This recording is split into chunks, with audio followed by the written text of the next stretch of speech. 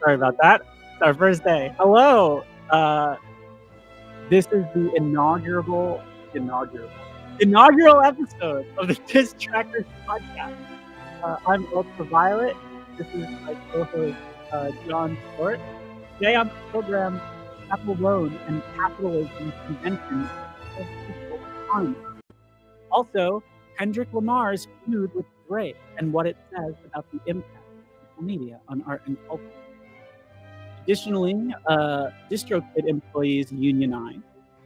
Grimes is shadow banned from Elon Musk's X, and also Skeleton. This and much more on the Distracted podcast. Welcome, anyone who's listening. We are definitely copying the report, at least to start out, and we'll just work for us. John, why don't you unmute your microphone so that we can Hello hear there. That was a great introduction, Violet. Thank you for having me on today. And hello there, congressional baseball fan. Yeah. I think you might be our first viewer. Well, welcome to the show today. Before we get into the nitty-gritty, John here is a musicologist who I went to college with and has since gone on to learn some interesting historical conundrums about the relationship of humanity to one of its most elusive and pervasive art forms, being music. I'm here mostly just to give the perspective of someone who is actively involved in that world, mostly in the back end, on the production side of things. But yeah, today, family court drama on Twitter, we love to see it. Yes, absolutely. I think that Grimes actually, I don't think she meant to do this, but she's kind of found herself right in the center of some of the most, it's not even her, right? Like her scandals with Elon, that's not what I'm talking about here. Just the scandalousness of Elon Musk's involvement with the US government at all. At some point, if you go down that rabbit hole, you find his relationship with Grimes. And so, yeah, later on in the show, I want to talk about that a little bit. I want to talk a little bit about Grimes' art. I want to talk a little bit about her general perspective on art and culture, the ways that she herself has become somewhat radicalized towards the far right, and how we're all supposed to reckon with it. I wish I could pull it up real quick, but I saw a tweet today that was, it was quote tweeting somebody who felt sorry for Grimes, and I don't think there's a reason to feel sorry for Grimes these days. Basically, they said, "Oh, you people would feel sorry for Ava von Braun." Yeah. Perhaps that's not a comparison, but we'll litigate that later. First, I think we should. Do you want to start, John, with the history, or do you want to do one of these smaller? We could probably do one of the smaller ones. I think we could probably start, my little piece with Chappell Roan's speech. So one of the smaller things we can do first. Yes. So Roan talking about the conditions that she lived under a record label. What happened? I believe it's called pocketing, where an artist will get signed to expend any resources to try to actually make that artist successful. They'll just kind of rest on their laurels and own the intellectual property, and then that artist just kind of ends up in limbo, not really being aided by the structure of a label, but the label is there to profit off the notoriety that they do gain. So here's Chappell Roan's speech at the Grammy. Because I got signed so young, I got signed as a minor, And when I got dropped, I had 0 job experience under my belt, and like most people, I had a difficult time finding a job in the pandemic and could not afford health insurance. It was so devastating to feel so committed to my art and feel so betrayed by the system and so dehumanized to not have health. And if my label would have prioritized artist health, I could have been provided care by a company I was giving everything to.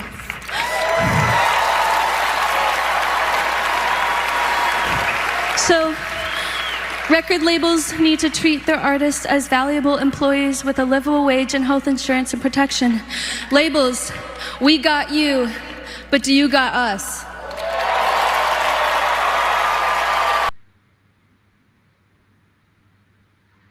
Well said. Well said. Look, anybody who's participated in any part of the music economy knows that there is pretty much zero structure of any kind to guarantee any sort of material condition. And, you know, I think there's this expectation within modern culture and society that, especially with the legacy of the rock and roll era of the 20th century, there's this idea that if you're making music,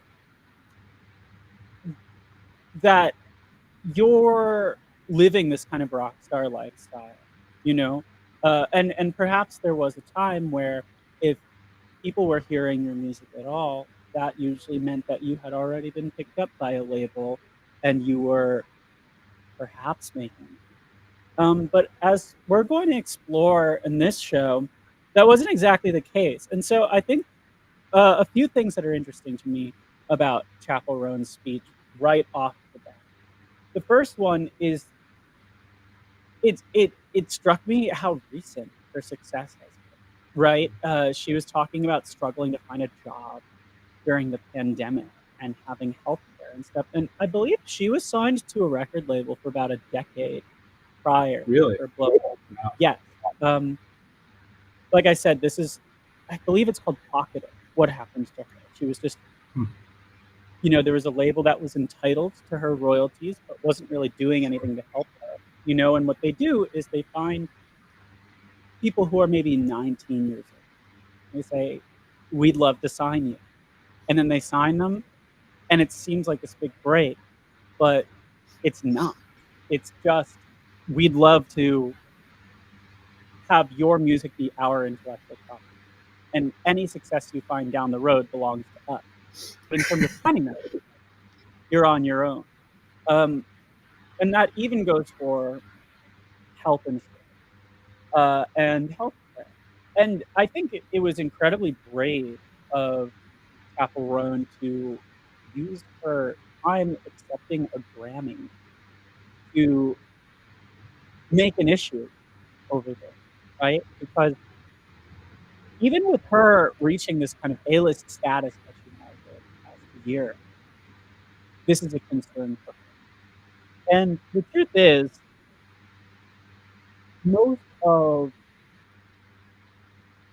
the music that exists in society isn't at Chappell Roan's level, but that level that she's at can't exist without everyone below her. And Chappell Roan is a very interesting example because of how fresh and seemingly organic her rise to stardom has been. Uh, I think it was about a year ago that her Tiny Desk Yeah. Yeah. had first blown up, right? And then it just snowballed on top of itself to this point where she became very, very successful. And there's been other moments throughout the past year where she's made some waves about the parasocial relationship that some fans have had to her art. She's uh, made some political statements about Palestine and voting for Kamala Harris and stuff like that. She's someone who is kind of fresh to that level of public eye and has really just used her platform to highlight some of the absurdities that we take for granted because of this mythology we have over the idea of the black spot. And I think that the question we need to all ask, and we're not asking, is how did we get here? And so, John, I think this would be a good chance for you to start talking about the way that things used to work. So before the modern recording industry, before mass media, um, music still existed. There were still composers, music artists who were as notorious or famous as Chappell Roan, but they had a slightly different relationship to the public, didn't they? Yes, that's absolutely right. Now, one thing that has not changed exactly is that in today's world, the music industry's capital, a lot of their money comes from the real estate industry. I mean, that's where a lot of money is to be actually made in land. Now, who used to own land? Well, inbred noblemen and kings. So, for most of the music industry's history, the main financiers of the whole operation were people who had land. And the old saying goes, whoever has the gold makes the rules. And in the music industry or in music in general, so we're just going to go back to the Middle Ages, although this is still kind of true. In medieval Europe and today, there are rich musicians and then there are poor ones. And by rich, I mean they were already rich before they gave a shot at making music. And very often they didn't need a patron. But poor musicians definitely did. Now, could you explain what a patron And is, real quick? for sure, for sure, a patron is historically a man, head of a household, who has a title, and a title that's inheritable. Lord, Count, Duke, your children inherit these positions of authority, even though they might not be qualified. But Daddy had the title, so the children would have the title. We still see this with the Trump the Trump family. So some kind of economic inheriting elite, basically, right? absolutely some economic elites. And what did the patron? What kind of relationship did the patron have with uh, a not wealthy? Well, so in medieval Europe, unlike contemporary life, the patron or the nobleman or the king basically had an obligation. I mean, that is the weird thing about medieval Europe, even though you didn't really have rights. The nobles had an obligation to protect the poor. In some ways, it is interesting because people in medieval Europe, they worked less than people do today. They worked about a third of the year, and then the rest of their time was for themselves. This sort of changed with industrialization, and I'm not trying to make it sound nice, but that was sort of the relationship. You were attached to land if you weren't a free person. You couldn't leave, but the nobleman offered you protection and food. You had to grow it yourself, but you could grow it on the nobleman's estate. And this inheritance of title is useful to think about because in the early days, so we're still in the Middle Ages up to the Renaissance, musicians were looking, and I'm talking about poor musicians now, they were looking for a way to protect themselves. So they came up with something that in a lot of ways we think of as predecessors to unions. They're guilds. There's some really interesting history about guilds. There is one crucial difference, though, between guilds and contemporary unions. Guilds were not about preserving rights, and they had a class stratum. They were actually very against music being a public good. In a way, they were trying to emulate in their own way what noblemen had for inheritable titles. So in the Middle Ages, if you were a master musician, your idea was to get into a court, and then you would pass down your inheritable title as master musician to your offspring. And a lot of the guilds were only for men, the Christian guilds anyway, only for men. So you would pass that title on to your son or your son-in-law. So if you were, very often, this is still, you see this with musicians, there's quite a bit of intermarriage in the music industry. I know we like to talk about it as very merit only, but arranged marriages or political marriages are still a capacity of the music industry and the entertainment industry in whole. Right, and so this is yes. So this is pre-Bach, or are we around that? Well, Bach yes. was we're right? pre. It was more like Vivaldi was more, and Handel were more celebrities in their day, right? Where Bach was. They sure were. They sure were. Right. Bach was a guild member. Yeah, you're totally right. This is a little before then. Bach was actually a guild member, and there are other things about the guilds that are, to me, kind of interesting. Again, they had their own class strata. So there were rich men's guilds and poor men's guilds. And this kind of runs to the crux of what Chappell is talking about, because for the most part, musicians, unless they were rich, have always had a side hustle. Music has very rarely been a full-time gig. Couldn't imagine to well, you know, some of the part-time side hustles are pretty funny. Actually, yeah, I mean, if you were sort of in the Middle Ages, I mean, my favorite, you know, very often they might be cooks or chamber servants or like town criers or like messengers. That's one thing about musicians. They've always had special privileges to move around. So very often they would be messengers.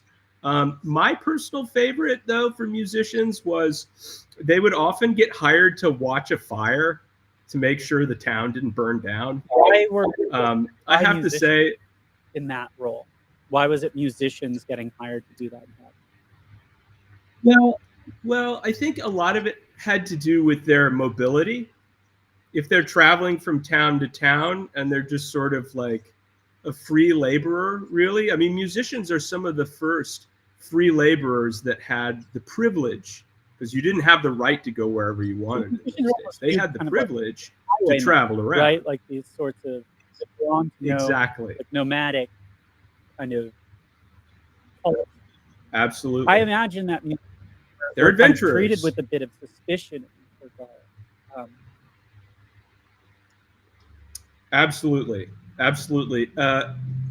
In several cultures, lower class musicians have always been very suspiciously viewed because, and this is a kind of interesting thing, some of these upper class musicians were not paid, but they were given title and they were given benefits in a unique way. Lower class musicians have pretty much always been paid.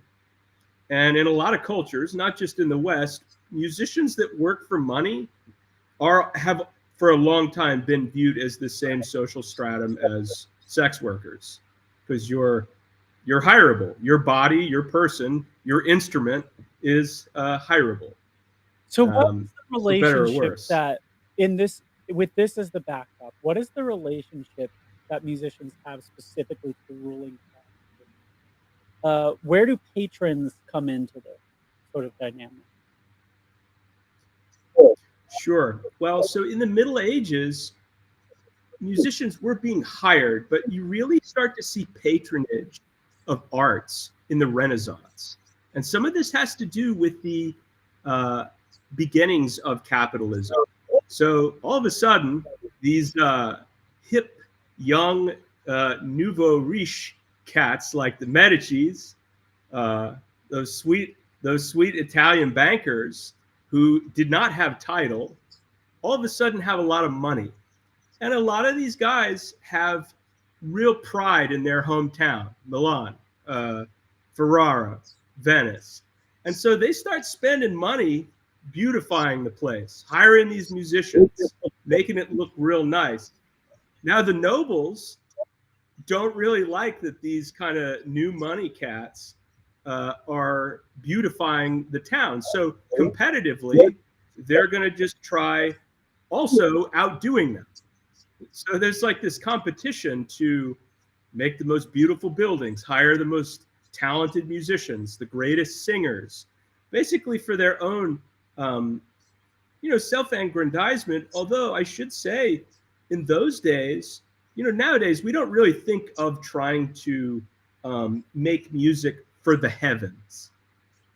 So in the Renaissance, these guys were thinking, I want to make myself look good for people right now, for my forever generations and descendants, and for God and all the saints.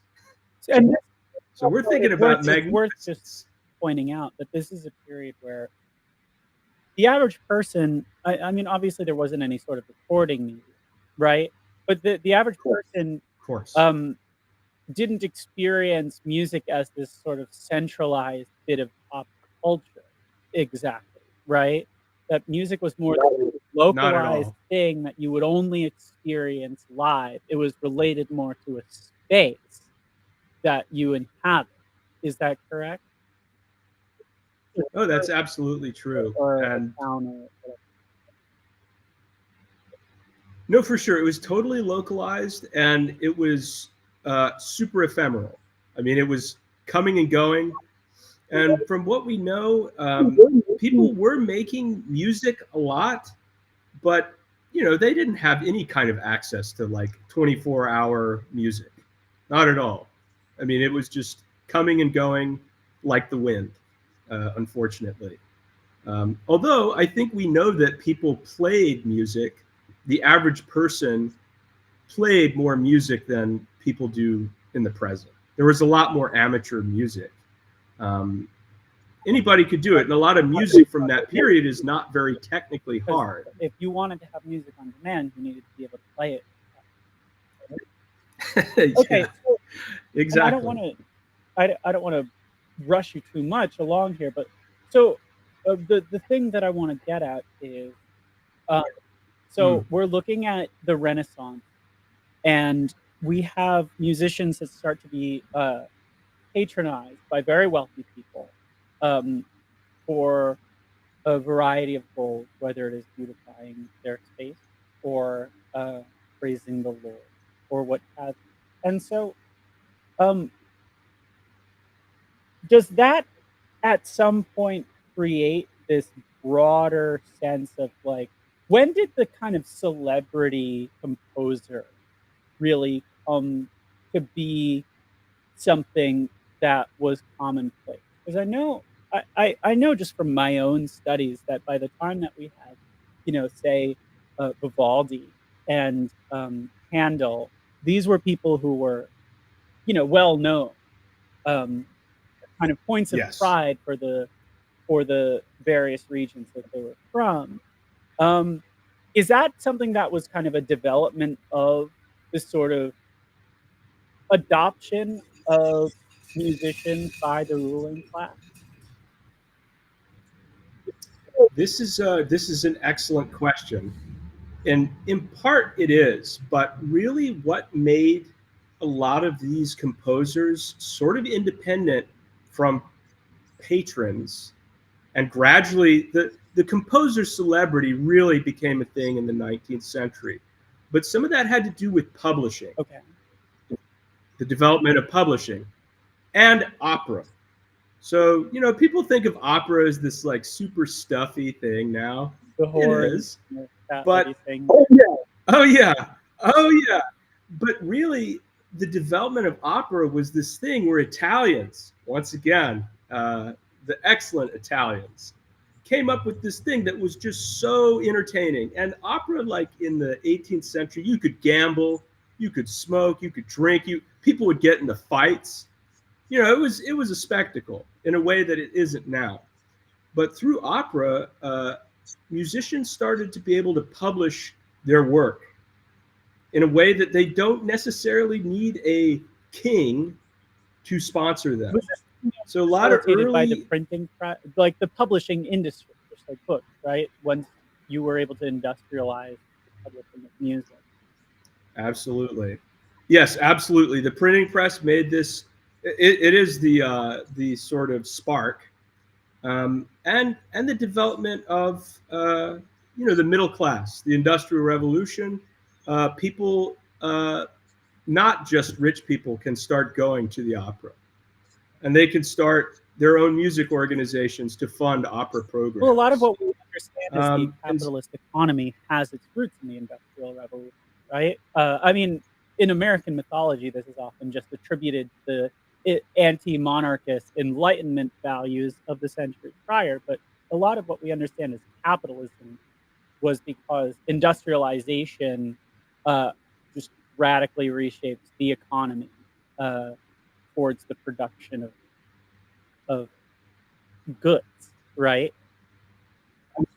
absolutely, that's the name And of so the what game. was the commodity here? That's Was the it name. just written sheet music and operas that would be performed? Uh, so, so if you had an opera, was that only performed in one place, or did someone compose an opera and then it was performed everywhere by different? At this point, at the beginning, it was much more localized. It didn't travel. By the 19th century, when the printing industry was big, it traveled in a couple of ways. So yes, different towns would play the same opera, but people also could buy the sheet music and do it in their homes, which helped it travel a lot faster than previously. Imagine having a piano Um, in your home and being able to play it. It was kind of like having a Spotify. It's exactly the case. Your whole family would play or sing. And basically, I mean, people would go to the opera, but a lot of people were skilled enough that they could do the whole thing at home. They'd have like a piano duet and people singing, and you could basically do an opera at home. Um, and I should say, this is where we start to get into some of this genius composer celebrity mythology, because now that the rabble can come to the opera, now that the rabble can fund a lot of this music, patrons start having this attitude that basically real music that's pure and not commercial is only music that patrons pay for. So Beethoven is the prime example. A lot of Germans are the prime example. So Germany, sorry, Germans, I'm of some German heritage. The Germans, even though in classical music we worship Germans, they were always behind. They were always behind the Italians and the French. And they were very jealous. And the Italians had like a real music industry, much like we have today with opera. The Germans did not have that. They had instrumental music, which was way behind. And so there started to develop this myth in the 19th century that Germans like Beethoven, Mozart, Haydn were real music. They were real cerebral music. And that's because the patrons funded it, from people with taste were making this music happen. Whereas the Italians were letting the rabble in, and they were making just music for sweaty bodies. They were making, yes, and you still see this argument going today that there's some music typically made by men that's serious and deep. And one thing, opera was a huge place for women to become famous.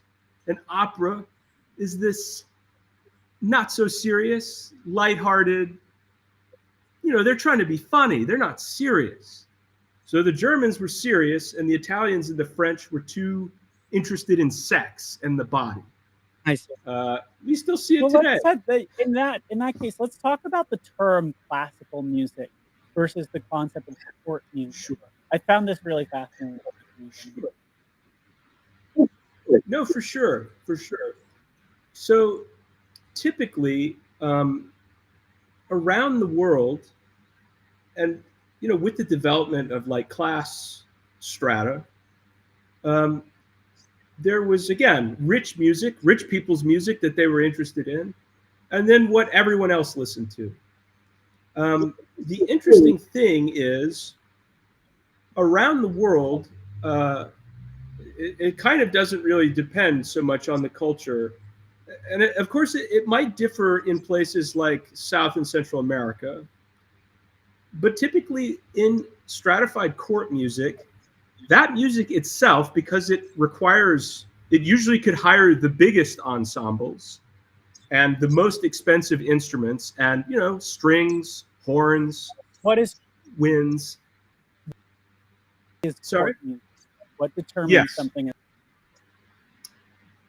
Music that basically is for the king and the nobles, almost exclusively. And one other element that makes it court music, and for instance, what makes classical music is that it's very coordinated, very specifically coordinated, and does not have a lot of room for improvisation and interpretation. So it's kind of calculated, prescribed kind of music. It's meant to be to the tastes of very wealthy and powerful people. Yes, it's very coordinated. And the interesting thing is, a lot of court musics are more similar to each other than what you might call the folk musics, regionally speaking. And you can abolish a class system, like, for instance, in Russia or China. But interestingly, you still can't exactly get rid of court music. So in the Soviet Union and in China, they actually use a lot of Western style idioms. They don't really use, in the case of China, the traditional Chinese musical idioms. They don't use, in Russia, they don't use music from the Caucasus. They use, equal temperament, and you better not have uneven thirds. So equal temperament is the standardized system of tuning that is yes. And it's like Propagea was like Peter and the Wolf, this stuff that you consider to be Russian classical music during the Soviet. A lot of it was kind of meant almost to compete with the first one, right? I think of the Propagea, especially I believe the first person who performed the spoken word bit of Peter and the Wolf, was eventually sent to the Gulag, wasn't she? What was her name? I'm not sure. I'm not sure I know, but I do know that he was pretty much always on thin ice. The Soviets, even though they sort of used a lot of Western idioms, they had a term for, and this is a thing in Russia. The Russians have always wondered, do I appeal to the West, or do I appeal to like Russian nationalism? And in this case, Prokofiev was a formalist. He was making music like those damn Germans. I don't know if we're doing swears. The grandfather in that story is like the un-Bolshevik, set in his ways old man that doesn't want like the curious young Russian boy to like explore the world and discover. Well, anyway, look, the point being that until mass media at the beginning, the entering into the 20th century, musicianship was just directly dependent on the whims of the ruling class. So when the record industry came about, you already had a situation. If you were a musician, you could make money off of publishing your work. And I think someday we should have someone on the show to talk about PROs and ASCAP and mechanical royalties in that whole period, because there was this basically this push to kind of, create a guild to enforce the payment of royalties for public music. Um, we started to get into selling. Things changed a little bit, right? Where now consume music than anybody else in your own home, and you didn't have to be wealthy enough to hire them to come into your house, right? First, you could That's exactly right. and there's this, I don't know if you'd call it a music video, but it's basically a music video of Cab Calloway in the 30s. And he sings like Heidi, Heidi, Heidi Ho. And then he like comes and has sex with this guy's girlfriend. And he comes home, he like works on the railroad. He comes home and Cab Calloway's in his girlfriend's bedroom having sex with her. And it's like, be careful, like, kill your girl. Like, that's priceless. Right? There is this fascination with mass media that, from what I understand, it also creates this sense of fascination with the people creating the music, right? So you have this sense of the artist, the nobleman's artist, the people's music. But now you're kind of exporting for the music of the everyman. You're exporting this sense of like the celebrity, even for the music, right? That's kind of an invention of or it really is propagated by the invention of mass media. Yeah, absolutely, and it has this sort of democratizing effect too. I mean, um, you know, the American music industry has a awful reputation of racism with like race records. But an interesting thing about the recording music industry is, in a lot of ways, it displaced classical music because sort of Afro styles of music actually lended themselves to recording better than classical music. Because, of course, classical music was very long, and there's like a lot of debate about interpretation, and there's no room for improvisation. Whereas things like jazz and R&B and blues are sort of improvisatory and had like a lot of variation. And that lent itself better to recording than court music. Well, it kind of stratified the idea of court music, and what we now call classical music. Kind of inventing this mythology of the great from this period before, like the modern filth, when you had like composers, which there were still people making music in that idiom in the 20th century, but that's what started to be known as contemporary through perhaps related happenstances in that world. That music had also started to become much more experimental, and this idea of like this golden age of court music became academicized, institutionalized. That was all ready for wealth, but it existed in this sort of more elevated concept of culture, whereas like the rock and roll record before it was meant entertainment, right? But the Yes. people who were actually making these records enjoyed a decent bit of celebrity themselves. And so here's my question is, what did the material conditions of a composer with a patron in the 19th century have in common or have different with someone like? Well, in some respects, it kind of depends on the patron. Now, some, and I think we've discussed his far right, the sort of predecessor to people like Grimes and Kanye, Richard Wagner, he could do almost anything he wanted. His patron was so enamored with him, that he actually bankrupted his kingdom trying to fund Wagner's dreams and ambitions. We got to talk about Wagner, because We will. parallels between his life and Kanye West are hilarious. Indeed, indeed. So in his case, he was free to do absolutely whatever he wanted. I think for most others, it was far less than that. Although you take, say, someone like Beethoven, he also could do whatever the hell he wanted.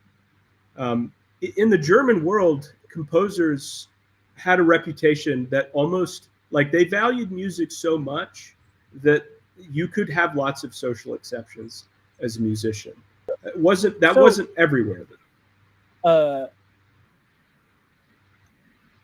a court musician was more likely to be in better health than the average, peasant of that period. Would you say that their proximity to wealth and aristocracy afforded them more resources in terms of their own well-being, housing, healthcare, things like that? I would say so. I mean, it depends. Like, now, if you were working for the king, you could get the best that life had to offer. I mean, if you were like some, if you were some like guy playing in a local orchestra somewhere, probably not. Only a select few could have that kind of treatment, but their treatment could be very good. I mean, some composers.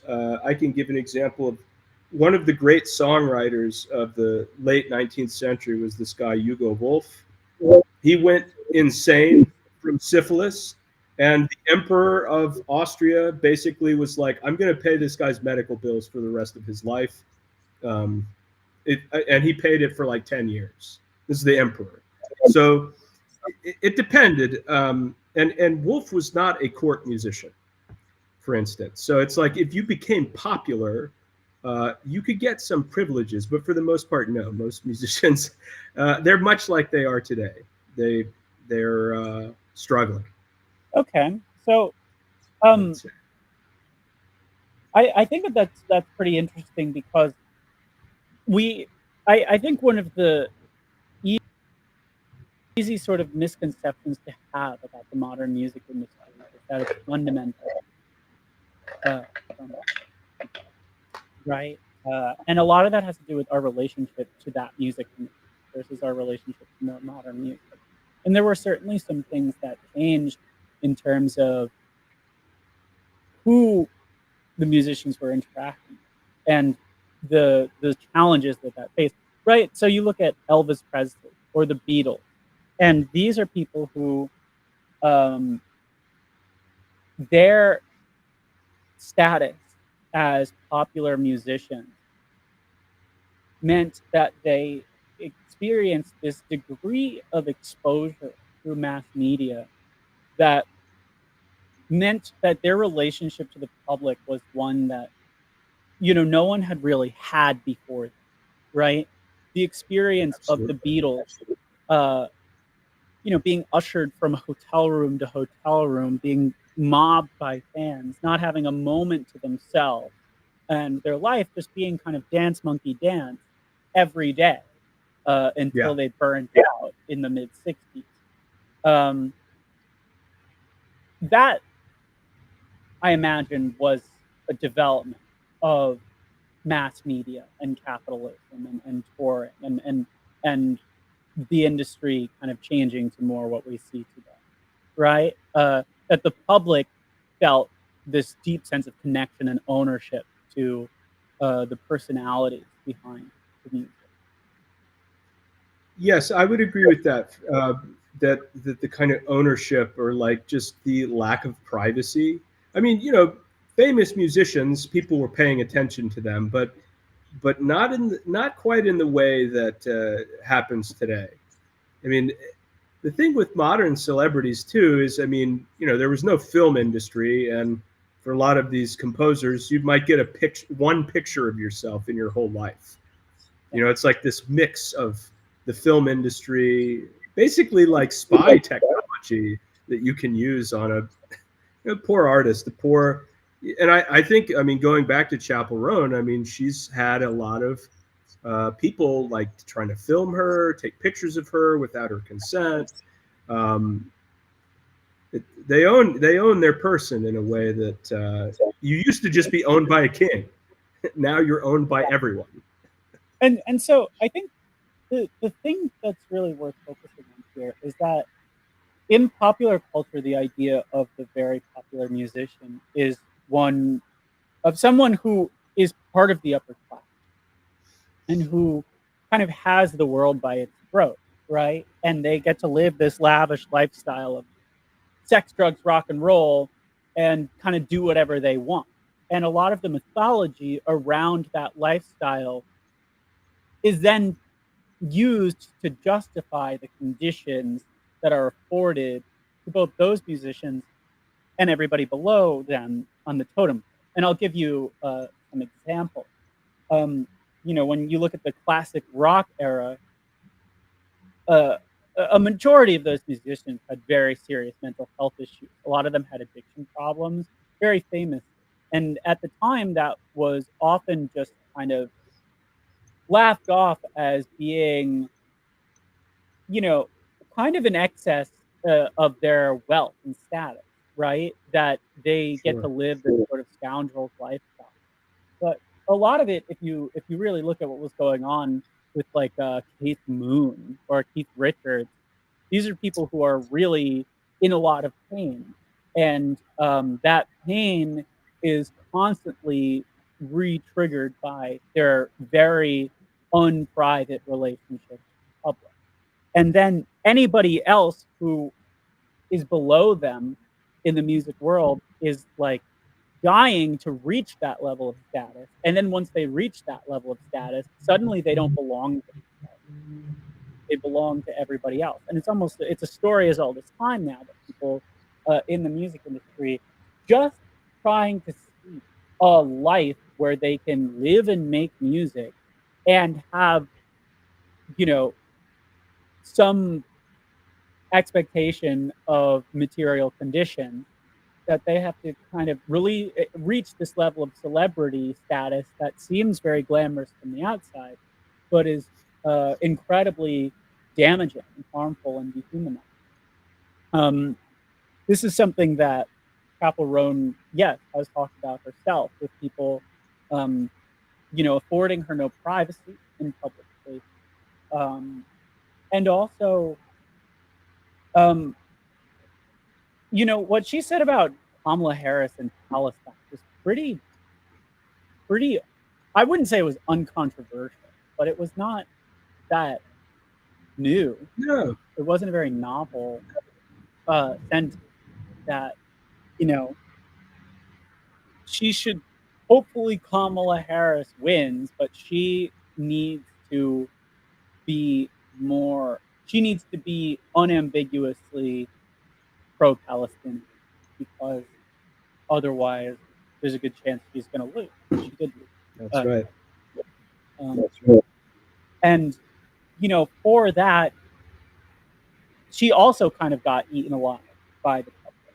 And um, after the election, she kind of took a step back for a little while, if you remember, right? And then the next that anyone heard of her on that scale was at the Grammys, which we're talking about, guaranteeing health care to artists that are signed to labels.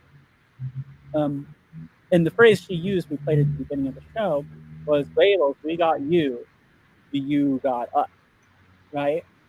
And so now I want to transition into this article that I'm sure some folks have at least heard about.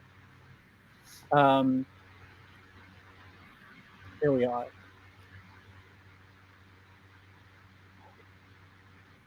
Chappell Roan, the misguided rhetoric of an instant industry insider. hang on. I want to make this full screen.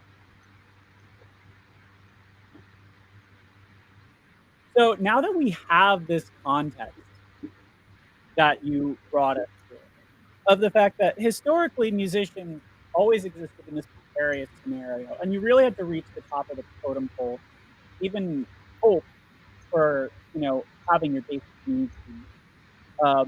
And that was something that it's existed for centuries, Sure. right? With that context in mind, let's read this article by this fella Jeff Rabhan, I believe, a member of the industry. We'll look into him a bit later. The Grammy winner for Best New Artist gets respect and true appreciation for her creativity and gumption, but is far too green and uninformed to be the agent of change she aspires to be today. What would Prince say, or Tom Petty? They fought for their souls and for the rights to their music, putting their careers in jeopardy for what they believed was artistic integrity, the hallmark of greatness. And when you've been around long enough, you know that real substantive change doesn't come from speeches. It comes from where the rubber meets the road. Life and limb, harm's way, risking it all with action.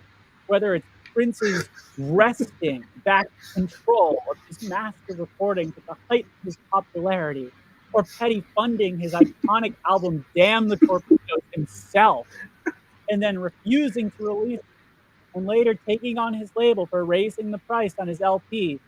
Skin in the game earns a seat at the table, but that table requires a willingness to leave blood on the floor and to put your money where your mouth is. Okay, I want to stop already and comment on this. Who is the villain in these examples, right? We're talking about Prince's music being stolen from him, and Tom Petty's music, more or less the same thing happening to him. That's right. Right? That's right. That their art is being exploited for Absolutely. profit without and this guy is using that basically to say, honestly, his argument is a little bit nonsensical, right? Because the point he's making is, well, don't talk shit about the labels, because look at these other Got guys fucked over by labels. over by the label. Yeah, exactly. And the point he's making is that, like, if you've been around the block, you've seen people do it before. But you know what? I don't think that the thing that gave credence to, Prince's uh, criticism of the music industry was that he was like an established artist, or that he was risking his reputation for it. I'm not so sure that Chappell Roan isn't risking his reputation either. Sure.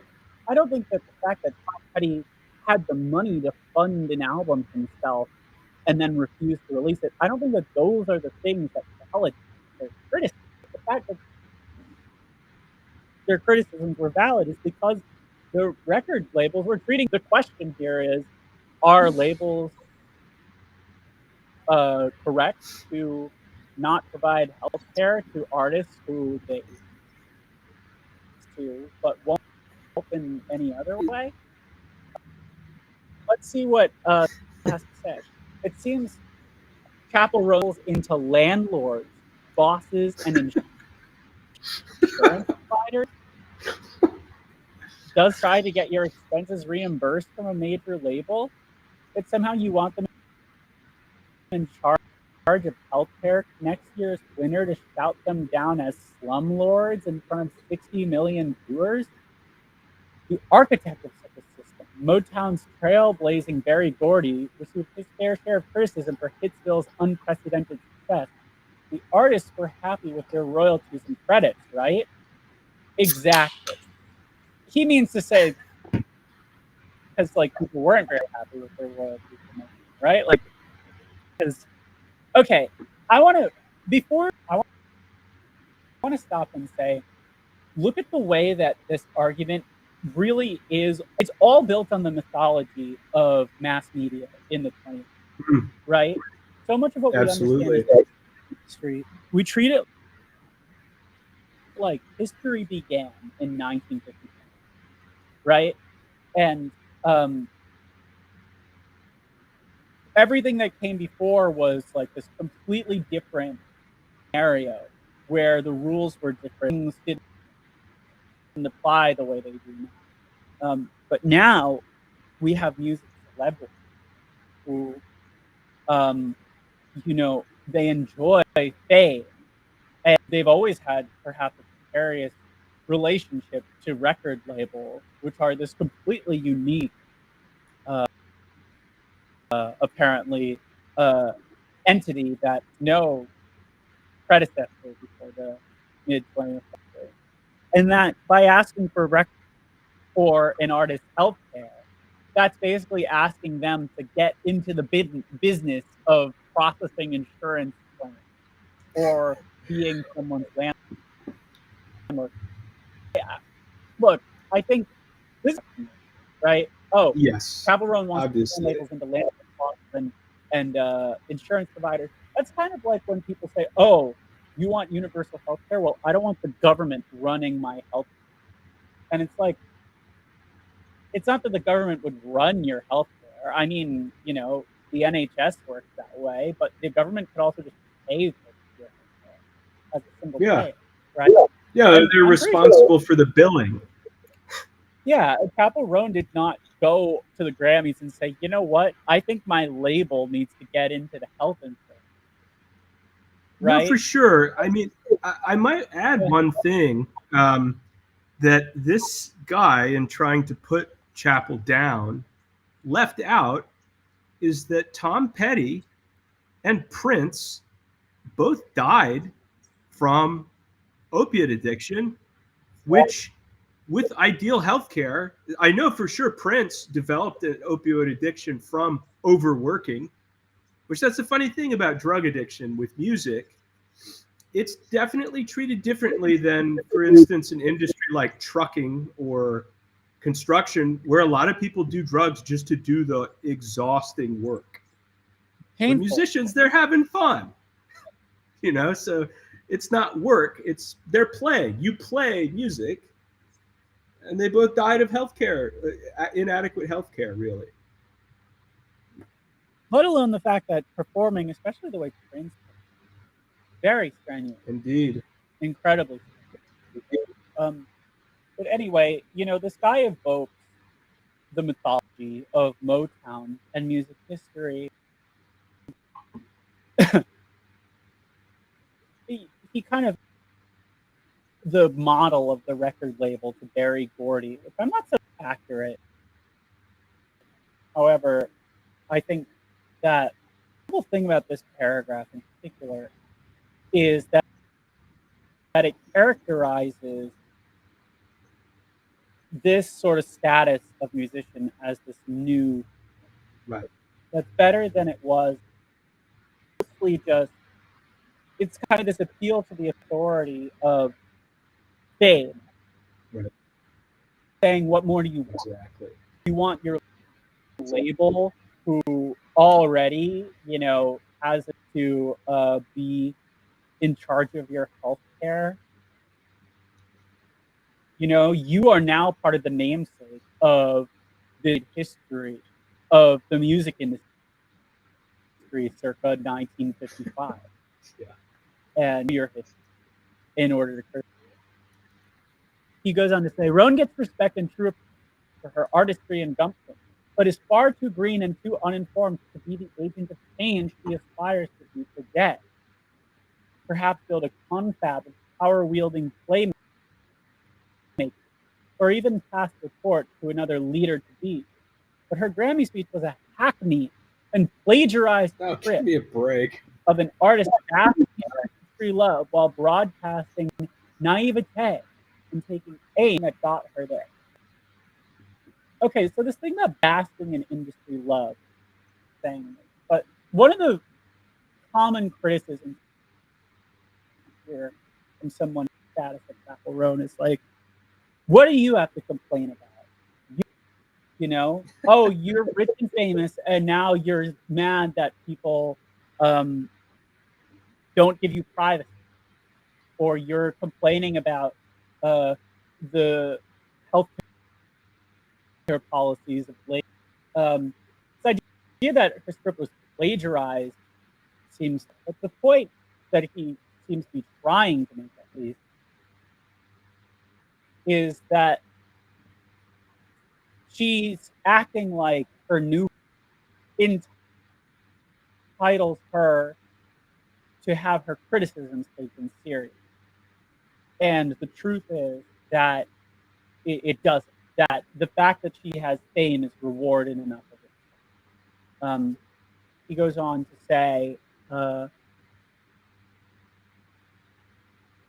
if labels are responsible for artists' wages, healthcare, and overall well-being, where does it end and personal begin?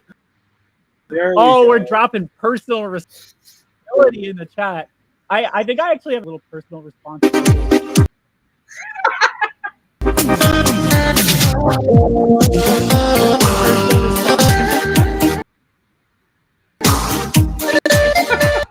I'm gonna play that song whenever personal responsibility is brought up in any context on this show. Welcome everybody to the personal responsibility hour. Everything bad that's ever happened to you. Okay. I think I'm gonna. Yeah, you must. Did Chris Blackwell put a mint on her pillow and tuck her in at night too? Yeah. First they want health care and then they want a mint on their pillow and I mean, I do. At night. This is gross. There is no moral or ethical obligation by any standard that holds labels responsible for the allocation of additional funds, dances, and royalties. For record labels to pay artists a livable wide. Sorry, my window's in the way. And provide healthcare was noble, but also wildly misinformed. To rise to stardom, for viral moments, major label backing, and an industry desperate for the next big thing, I think is what. Oh, how did I do this? I'm still. You're seeing it here first, folks. Talk about being green. That's me and John. Yeah, industry for the desperate for the next big thing, the next alternative pop starlet. Proves she's no longer a struggling artist. See, if she was a struggling artist, then she could complain and no one would give a fuck. But now that she isn't a struggling artist, she should do something about it rather than just talk. Change is waiting for the champions, not just announce. So first of all, Chappell Roan did actually make, I think, like a $25,000 donation to some sort of organization that provides healthcare to musicians, and a bunch of other music artists matched her donation. The outsider but that's neither here nor there. The idea of like, oh, well, be the change you want to see in the world. No, the point that she's making is that the artists that the labels need to pay the fuck up. That's the point. The point that she's making is that the labels owe this to their artists. Like she said, labels, we got your back. Do you got ours? That's what she said. Okay, here, wait. I think there we go. Now we're back in business. Okay. Chappell Roan, born Haley Rose Amstutz. Is that German? Amstutz. It sounds pretty German. Artists frame themselves as an outsider railing against the system. The moment she stepped onto the Grammy stage Sunday night, she was no longer the scrappy indie artist fighting from the fringes. Yeah, the second that she stepped into that, the second she had access to that platform, she no longer had any right to complain. She became part of the establishment. I don't know about that. I'm not so sure being an artist makes you part of the. There are some artists that go on makers in their genre or become involved in the in labels, but simply being famous, it just means that your name. It's all that being famous. Absolutely. If Chappell Roan is famous, that just means that somebody makes money when people think about are interested in Chappell Roan. That's all that Yeah, means. or I should add, I mean, very often with celebrities, you'll frequently say, "Oh, you're a millionaire," or whatever, and it's like, or they owe $1 million. They owe millions of dollars rather than they own them. Well, yeah, and it's kind of like when people would be like, Bernie talks about the billionaires, but he's a How dare he? millionaire. It's that sort of thing. And honestly, if anything, like the fact, like let's just accept that he is now part of the establishment.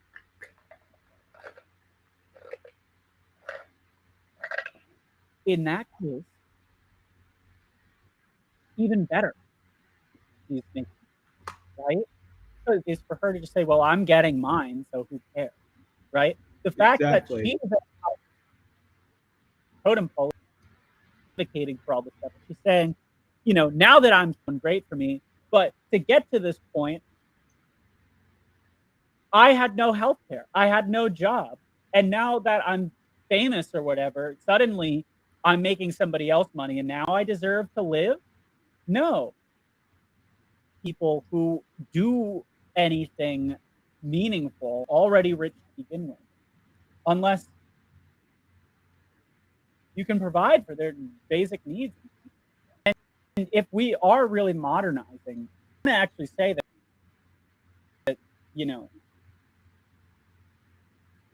the foundations of the music industry have taken a serious, significant in modern society and through the advent of industrialization and mass media, then this guy needs to show how there is any different than that of a court musician and their patron. Because you could see a king saying, "What do you care now that you're under my patronage? Why do you care that the musician of the rabble is also has a place to live?" I'll break the news to you. You are no longer a revolutionary fighting the power. This is so condescending. The oldest music Indeed. cliche in history. I don't know if that's the oldest music cliche in history, but you're great things for artists and writers nonetheless. See, there's still room for puppy dogs and ice cream in this story. Healthcare, okay. I just want to say something real quick.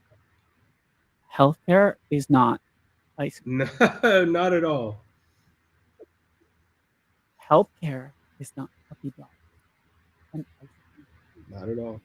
Healthcare is something that without you die.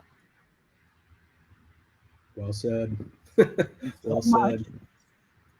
of this industry and what these labels have cultivated as being this lifestyle of sex, drugs, and rock and roll is really just people's bodies being exploited to a breaking.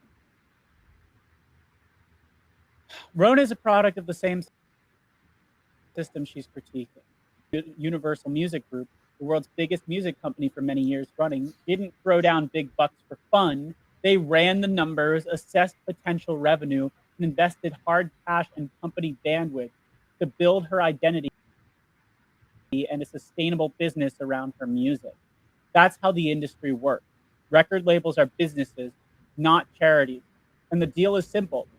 They put up the money, take the risk, and in return, they get a cut of the profit. But this is the thing. This is not what happened with Chappell Roan. Nowadays, they do not take the risk. You sign with them, and they do nothing. They don't lift a finger until you gain success on your own. And then they reap the benefit. Gone are the days of the record label, investing in your success. That is something that doesn't happen the way it did in the 70s and 80s and stuff. Nowadays, if you get signed to a label, they say, all right, well, now you got to get your TikTok. They want you to go viral. A lot of times it's better for an artist to just stay independent anyway, because the label's not going to do anything to help them. And if they go viral without the label, then they can make money on their own anyway. And that dynamic is slowly being eroded as labels wrestle back control over the internet and TikTok and things like that. But TikTok's been around for now 7, Yeah. 8 years, and musicians basically that dynamic was a new platform where people could go viral, became immensely popular, and then people started gaining following just by going popular or going viral on that platform rather than being broken by a major label. And so what did labels do? They just made all their artists have to try to go viral on TikTok too. There's never been a time in the modern recording history to invest in their artists and stuff than now. Could the system be better? Sure.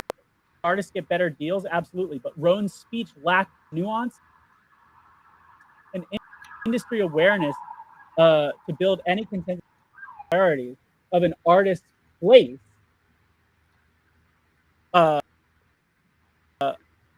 in these issues. Demanding that labels pay artists like salaried employees the fundamental economic structure of the business. No one is forcing artists to sign deals. No one is forcing artists to sign deals. One point in time, if they don't like the terms, they can stay independent, own their masters, and take the financial risk themselves. If she doesn't like it, she can take her own personal responsibility. You heard it here, folks. The realities of label deals. The label should be slapped for running its business like a business, while you're for more important things, like a personal ayahuasca and a toilet, or languages. Make it make sense. What the? Okay. I have an important question to ask. Yes. What the fuck is he talking about? Yeah. Personal ayahuasca. Beats me. A toilet that speaks. She said healthcare. Yes. She was signed to a label and she still needed a job. She still didn't have health insurance, even though she was. And she gave when she did gain popularity, it wasn't because of her label. It was because it was in spite of her label. What is this shit? For sure. This idea, that it's an ice cream thing, right? And look, a personal ayahuasca shaman from Detroit. Yes, please. But that's not what I think of when I think of her. I don't think she, during the pandemic, working 2 jobs, was sitting there saying, "Oh man, how am I going to afford my personal ayahuasca shaman from Detroit?" Yeah, right. Why is it pushing her their money where their mouth is? Why is it Roan pushing her artists to put their money where their mouth is and donate 2 to 3% of their advance to a fund that's supporting fellow artists? She's now breathing rarefied, elite level air. And the time is limited to get the Beyoncés, the Biebers, the Taylors, the Brunos on board. I mean, some of those people are very rich, and they haven't said shit. Indeed. Indeed, they have not. The only way across the finish line is top-down funding. If they're truly concerned about a livable wage, maybe they should look at how their advances are structured first. This is a big part of how celebrity culture works, right? The celebrities themselves are avatars for like a multi-million-dollar business, of whom maybe they're the primary beneficiary of, but most of the time they're not. The people who are actually the biggest, most wealthy people in this industry are not the celebrity. The celebrities are the actually well-known figures. And so whenever there's any criticism of that industry, people like this guy, who no one knows who the fuck he is, but he can come out here and be like, why isn't Roan pushing Spider-Man and Superman, right? Right. Right. That's basically what he's asking. Labels get and deserve plenty of criticism. What criticism do they deserve if not this one? But writers, the back backbone of this industry are suffering far from this whiny expectation that labels and or publishers should be responsible for making sure artists function as fully formed adults. I fucking can't stand this guy. Yeah. Function as fully formed adults is absurd and reeks of entitlement. I think there might be a little bit of projection going on there, buddy. Because the only thing that reeks of entitlement to me is this guy's fucking attitude. Here's what Roan might not understand. Record deals are structured as investments, not salaries. Part of your investment can be paying for the artist's health so they're alive. Go ahead. No, but there again, it's like, here's an interesting thing that a musician in the 19th century would have not had. Because there was no culture of like the romantic artist, they knew the class situation of their job. You know, like I notice in what he's talking about, he never says the word worker once. He's talking about businesses. Well, businesses have workers. Businesses have employees. Businesses, if you don't, as a business, offer your employee benefits, why the hell should you work there? You know, are they not workers? No, but they're artists. You get to this. Either. Yeah, go ahead.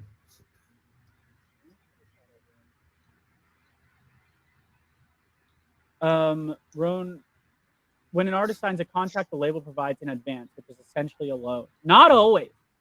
Not always.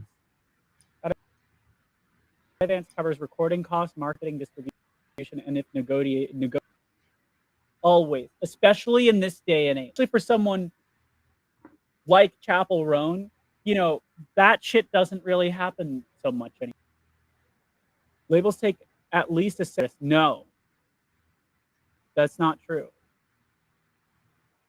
And even if it is true, Bill Maher did not have a point. Oh God, we'll get to that. Should artists have better healthcare options? Here's options: access to healthcare options. Is that language? This is like some neoliberal bullshit in this too, Indeed, right? Like, absolutely. Sounds like it should be a union, as it should be. Yeah, as it should I be. mean, hey, look, if recording artists like Chappell Roan tried to unionize, guess who's going to fight back against that? The executives. This fucking dude sounds like a union thing. Most independent managers don't have insurance either. It's a flaw in the industry at large. No, it's not a flaw in the industry. It's part of the design of the industry as it currently exists. These people are not required to pay for your health care, and so they don't have to, and so they won't. But they have the money to do it, and they should. Artists can negotiate their deals any way that they choose to direct a portion of their advance toward healthcare coverage, just like they do with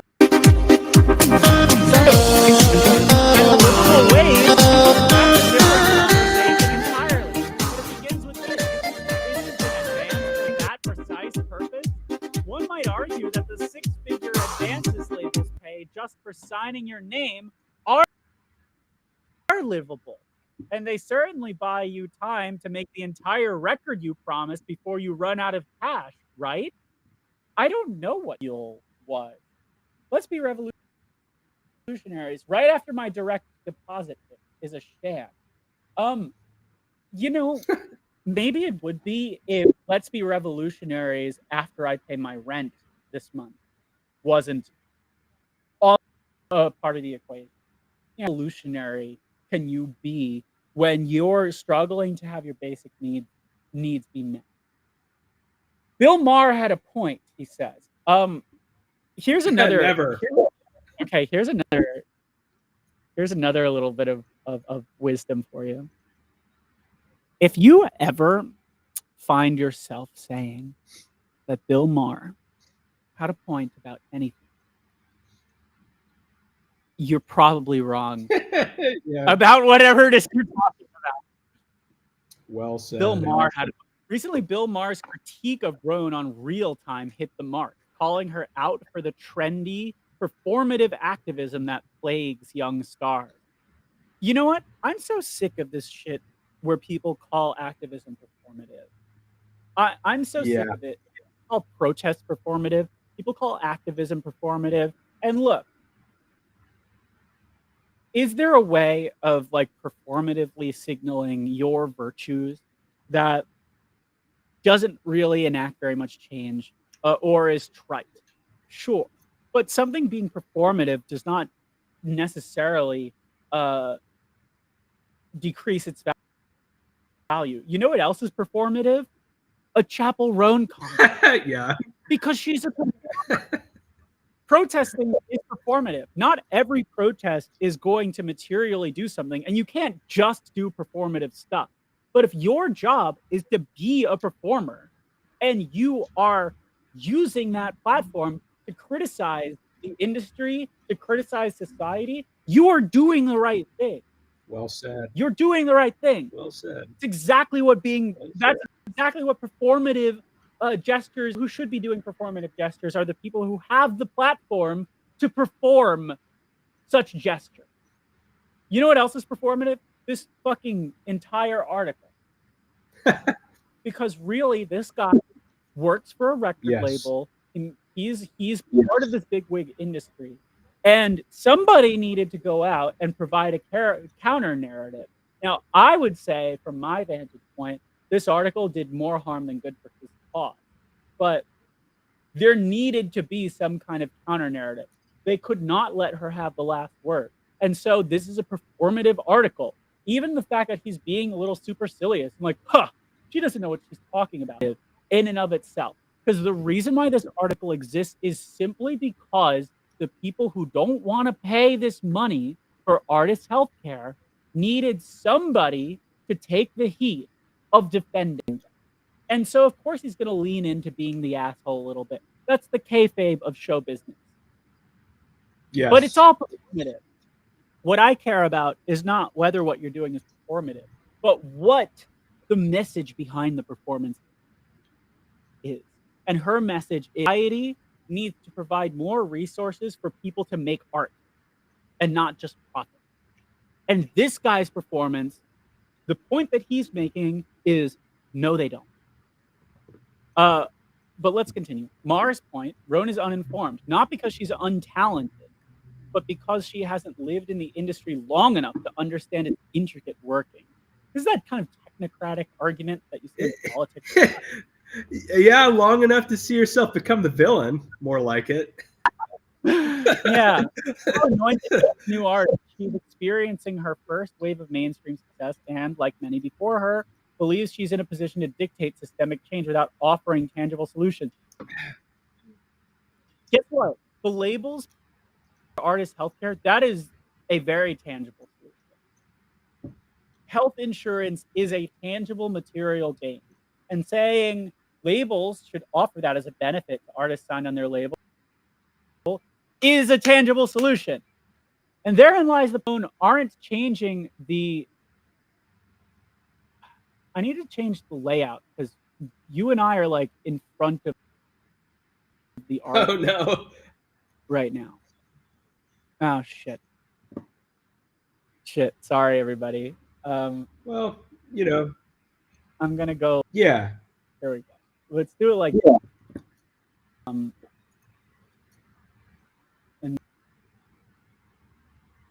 okay. Therein lies the problem. Artists like Roan aren't changing the game. They're repeating the old one. Young stars getting a taste of success. See, this is the thing again, right? Saying she's talented, saying, "Oh, you're successful," that should be enough for you. Turning into critics of the machine that elevated them and ultimately continuing to profit from that very system. Less talking, more doing. Champion struggling artists leading by example is the only way. Yes, I agree. That's why this guy. What the fuck is this guy's name again? I want to go back. What's this guy's name? Jeff Rabban. Jeff Rabban, you are so right. So you're going to lead by example now, aren't you? Actions speak louder than words, Jeff. Than viral Grammy moments. Sure. And there are real ways to make a difference. Yes, Jeff. Actions speak louder than articles in the Hollywood Reporter. This is what real industry disruptors do. Taylor Swift didn't just complain. She re-recorded her entire catalog and managed to gross $1 billion in her spare time. Okay. I have a lot to say about Taylor Swift. That's a whole other can of worms I don't want to get too far into. Right? Another episode, perhaps. Taylor Swift's catalog was essentially stolen from her by Scooter Braun. Because of her status at the top of the industry, she had the means to re-record all her music, to stick it to him. And that was cool. But you know what? There are lots of people that have been in that exact situation that did not have the means to do that. There are artists like Sly Stone that died, lived, I don't know if I think he might have gotten a bit of money before he died, but he lived most of his life without a penny to his name. Because someone else made that money in his stead. You know, and just because Taylor Swift had the means to re-record all of her music in her spare time doesn't mean that that's now the standard. And again, it's this guy taking credit. He's letting the label industry take credit for these things that other artists have done to defy the record industry. That's right. Labels, we got you, but you got us. Roan lamented to those in the front rows. The words of a fighter not yet ready for a shot at the title. Listen, if she wasn't ready for a shot at the title, then you wouldn't feel the need to write this article. This isn't a game of laser tag at the mall with your friends. It's bare knuckle warfare at sold out Madison Square Garden. It's the toughest business on earth. That's like it's like Disney World, right? That's what Disney calls himself. The artists and managers wearing their grown-up pants know that the high-stakes game of commercial creativity has a talent plateau and a shelf life. Altruistic and good intentions never overshadow reality. It should not be like that. Indeed. Art is important to the human condition, and everyone's needs deserve to be met. If you are an artist, that takes time and energy, and not just anybody can do what you do. And so if other people want you to do what you do, then you need to be empowered to do what you do. Madison Square Garden, they got you until you no longer add value, and you got them until a different one tells you you're smarter and more talented and will prove it with money. This is the problem that she's getting at, is that the idea that the only way you should be allowed to get health care is if you add value. That is the very problem. That's the problem. There are some things that maybe you're not entitled to unless you create value for somebody. Also, John, your camera's out of focus.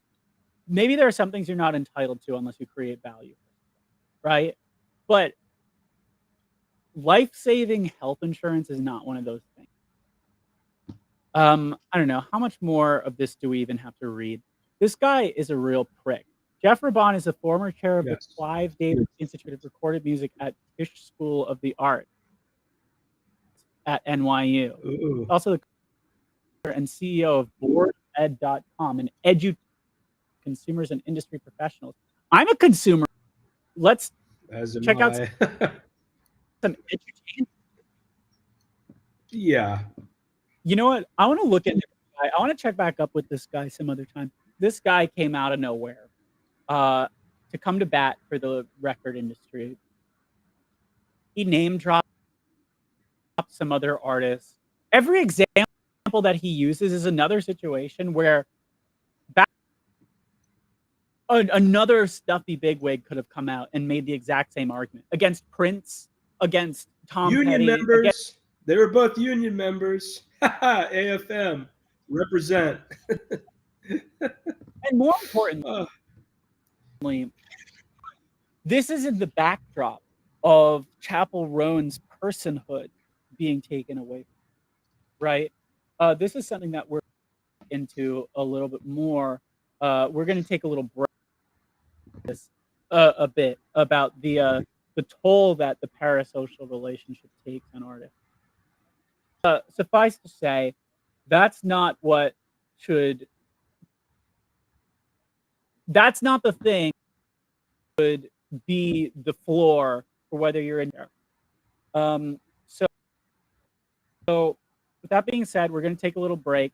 In the meantime, I have this lovely video of Alan Guinea. Really just this is for you real quick. This is what real visionary art looks like. A ballad of American skeletons, or American Ballad of Skeletons. Said the presidential skeleton, I won't sign the bill. Said the speaker's skeleton, yes you will. Said the representative skeleton, I object. Said the Supreme Court skeleton, what do you expect?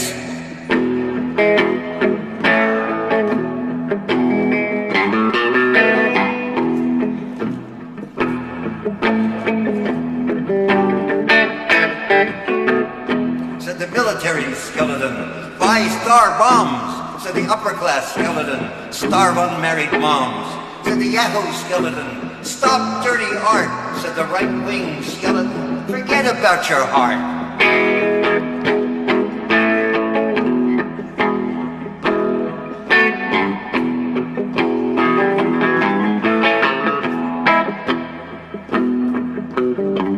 Said the Gnostic skeleton, the human form's divine. Said the moral majority skeleton, no, it's not, it's mine. Said the Buddha skeleton, compassion is wealth. Said the corporate skeleton, it's bad for your health. Said the old Christ skeleton, care for the poor. Said the Son of God skeleton, AIDS needs cure. Said the homophobe skeleton, hey.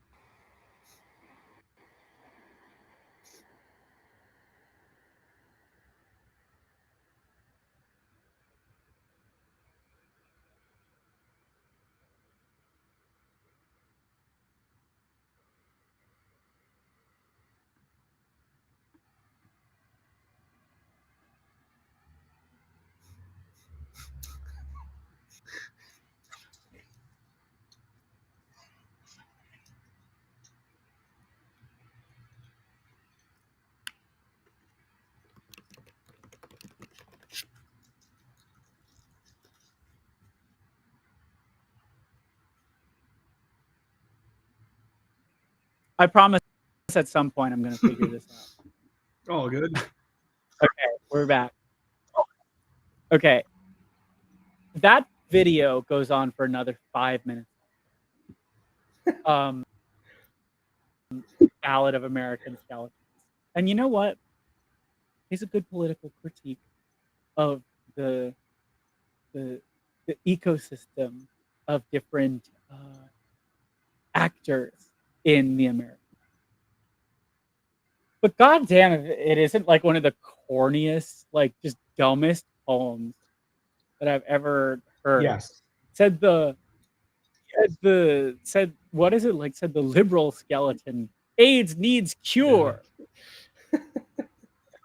Said the homophobe skeleton, you're going to hell. Said the new age skeleton, make sure you eat well. Said the Trump skeleton, make America again.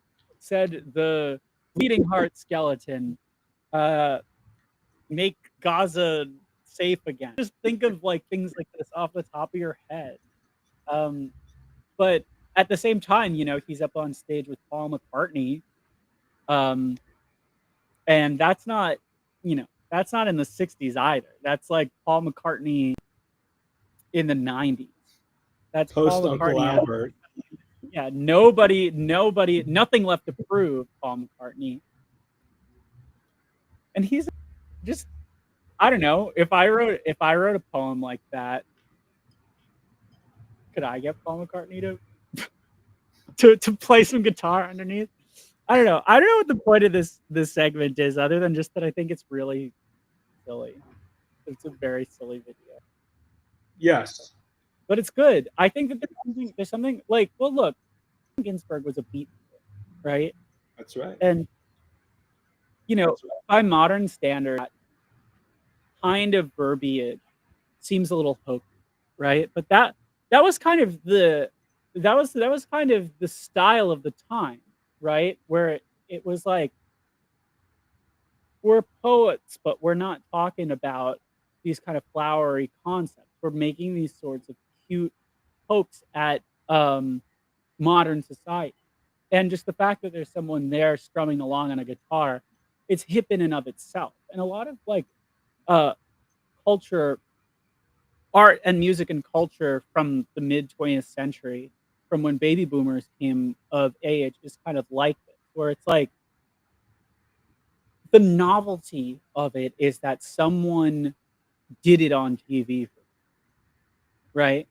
That someone said it in a song for the first time, right?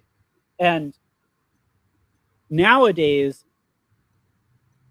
you kind of have to be a little more clever than that. Right. I feel like now that we're on air, I'm being a lot more mean about this than I intended to be, because I really like this video. I watch it a lot. I just like, for sure, it's not one of Alan's best. I mean, it's a lot more like tame than, like Howl, or Ginsberg's talking about, rusty trombones and doing peyote. And I think that Allen Ginsberg is brilliant. I just like, this is like a baffling poem to me, because it's like, yeah, it's corn pop, shall we say. You know what? These are two people who they've been around the block. They're not so green that they don't know what they're talking about. These are the kinds of guys that have the right to criticize the industry. Yes. The record label skeleton, no healthcare for you. Chappell Roan at Grammys. Yeah. Excuse you too. Yeah. Oh dear. Good heavens. Said the Kendrick skeleton. Drake's a pedophile. Said the Drake skeleton. I think I need to go away for a while. Yeah. Going away. Not in the key of A minor, though. No. Didn't he come out with another track where he tried to do like a similar sort of like better watch your back because you need to be sharp. And then sharp. No. B sharp is not impossible, but B sharp is not typically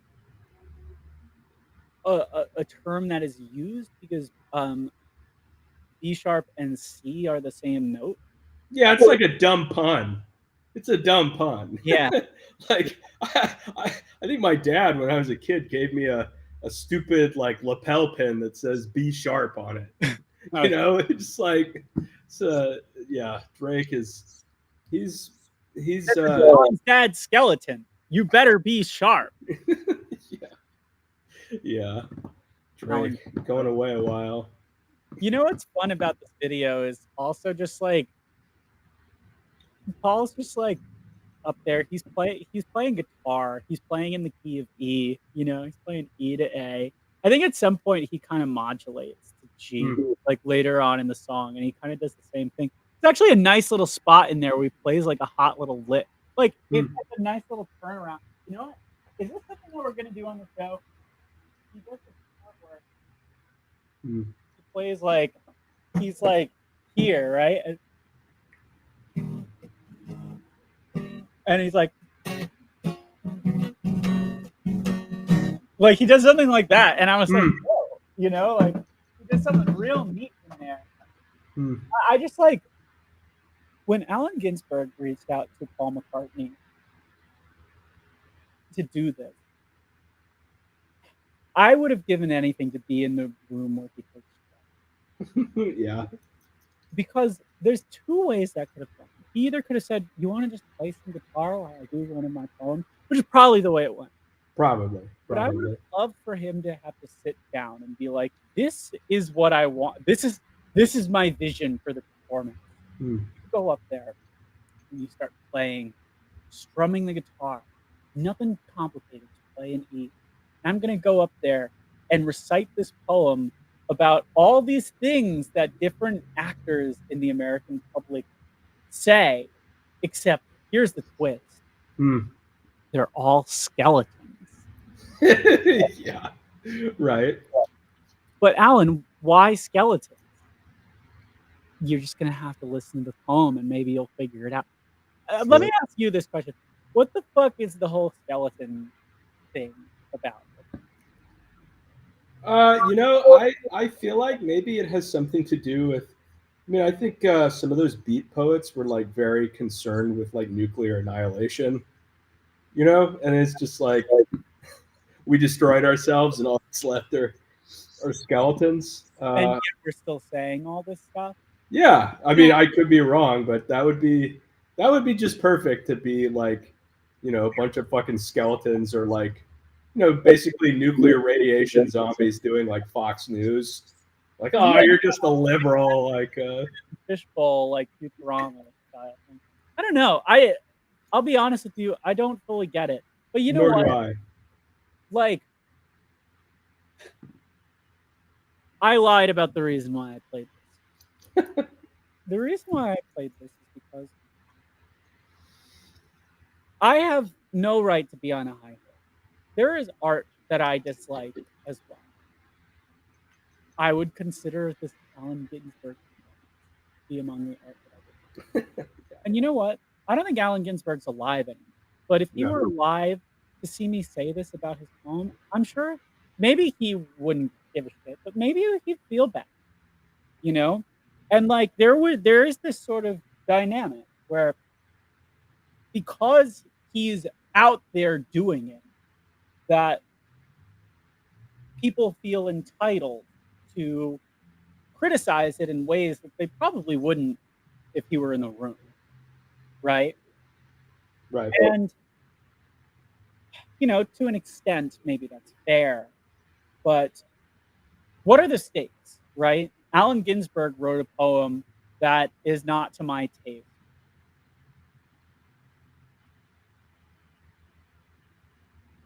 Has he harmed me in some material way? No, right? In fact, the underlying message of the poem, even though it is a little puzzling, it's one that I agree with, right? That there are all of these kinds of kooky characters in American society, and the ones that he portrays as being reasonable are generally the ones that I think are reasonable too. Like the AIDS needs cure person, I agree. AIDS needs cure, right? The conservative skeleton saying no nudity on TV or whatever he's saying, right? I don't agree with that motherfucker either, right? Yeah. So there's this dichotomy in the role that art plays in our lives as a source of entertainment, which either is or isn't to our taste, and then also as a fuel for discourse, which, regardless of whether it's to our taste, may be something that we agree with or disagree with. And this is something that every episode of this show where we need to be careful to leave apart, because not everything that I like or that you like or that somebody likes is necessarily the best, has the best message, right? And not everything that we dislike is destructive or harmful to society. Um, but in the age of the internet, particularly Twitter, there is this incentive to kind of equate this, right? art is bad. It is also transgressive. It is regressive often. Yes. And if it's good, then it is also revolutionary, right? And you look at Chappell Roan. The the the side of this dichotomy she's on is that she's a beloved new artist who, as part of, almost as a brand proposition for her identity as an artist, she also tries to have good takes about the world, right? Sure. Look at Drake. He's the villain of the Kendrick and Drake beef. And part of what makes that beef so compelling is Drake's allegations with young women and underage women, right? Uh, if there were not any real criticisms to levy at Drake, people wouldn't care as much. But the fact that he is allegedly a pedophile, it makes that whole narrative compelling, even though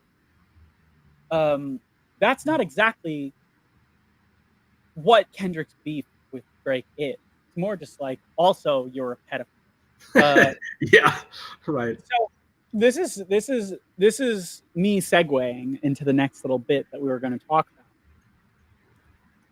The Kendrick Drake beef is very complicated, and there's a great video by FD Signifier about it. I think it's called "I'm What the Culture Feels," something like that. And it is incredibly informative, and he has a lot more to say on the subject than I do. But what I hear about the Drake Kendrick beef is that Drake, his success was driven by some dynamics that changed in the mid 2000s, right? So as long as Black music has been a part of American culture, people have sought to profit off it. And historically, the people who did profit off of Black music were not Black people themselves, neither That's artists right. nor executives.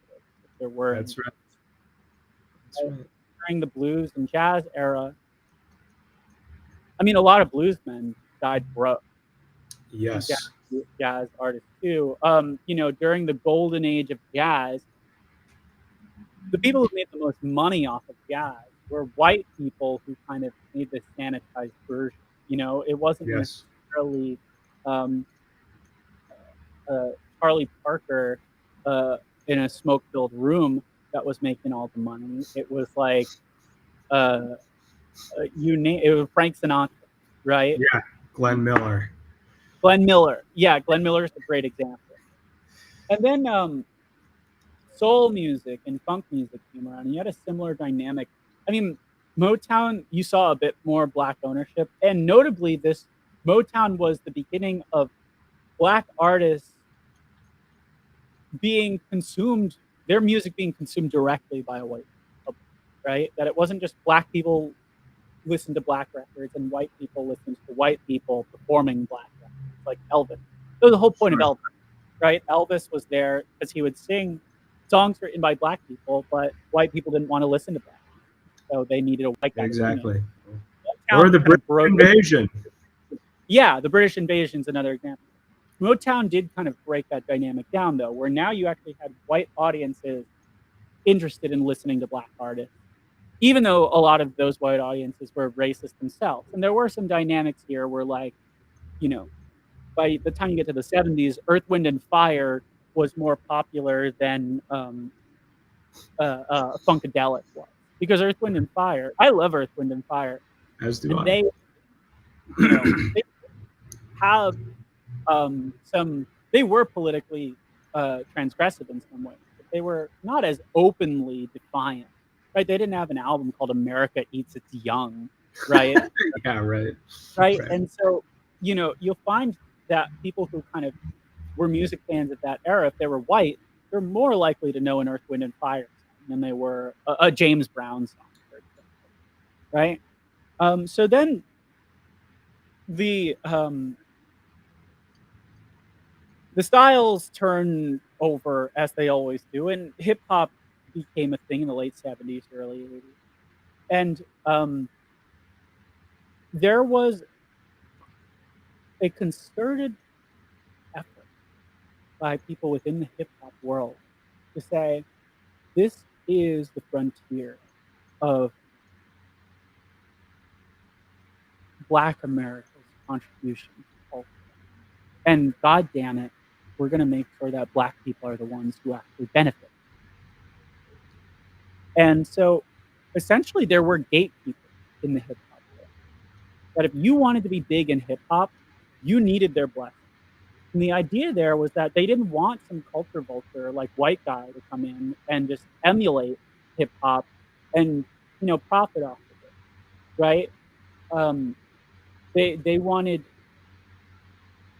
they wanted to preserve the opportunity for Black artists to profit off of white audience, which is, I think, a noble effort. And there were a few different uh, bumps along the way. There were people that you know didn't necessarily conform to that standard, but earned their keep nonetheless, like the Beastie Boys. And then there were people like Vanilla Ice, who, in no way, shape, or form, had any business, uh, There's you know, a claiming there's himself to be a hip hop artist. there's a good video of Jim Carrey making fun of Vanilla Ice. That's Yeah, quite it's called Imposter, and it's funny because the guy he was making fun of actually had a bit of a right to be there. yeah. But like, yeah, there's this Jim Carrey like video called Imposter, and he's just like making fun of white people trying to be hip hop artists, right? And later you had Eminem. And there's always been this sort of tension, right? But Yes. importantly, Eminem did kind of find his success at the blessing of Dr. Dre, right? Like that sort of um, dynamic of the gatekeepers mostly held until you got to the internet, where people could market themselves directly to an audience over the internet and kind of bypass the existing structures and build an audience. And that's how Drake became successful. Hmm. Now, Drake,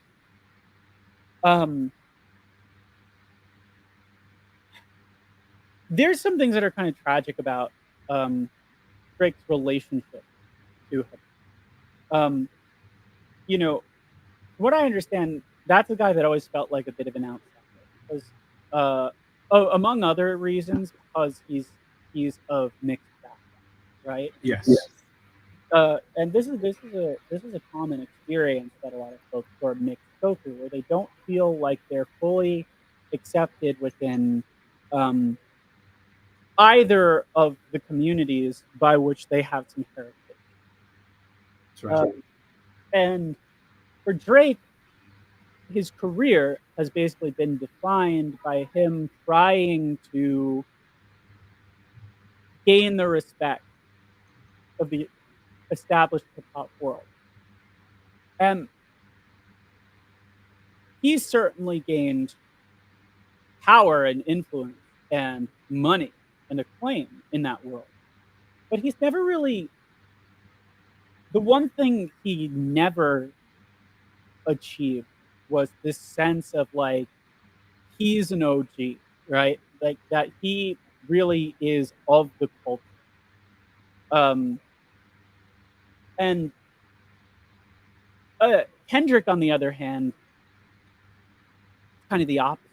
He's someone who kind of came up as a student of the original hip hop. And most of Kendrick's career has been him really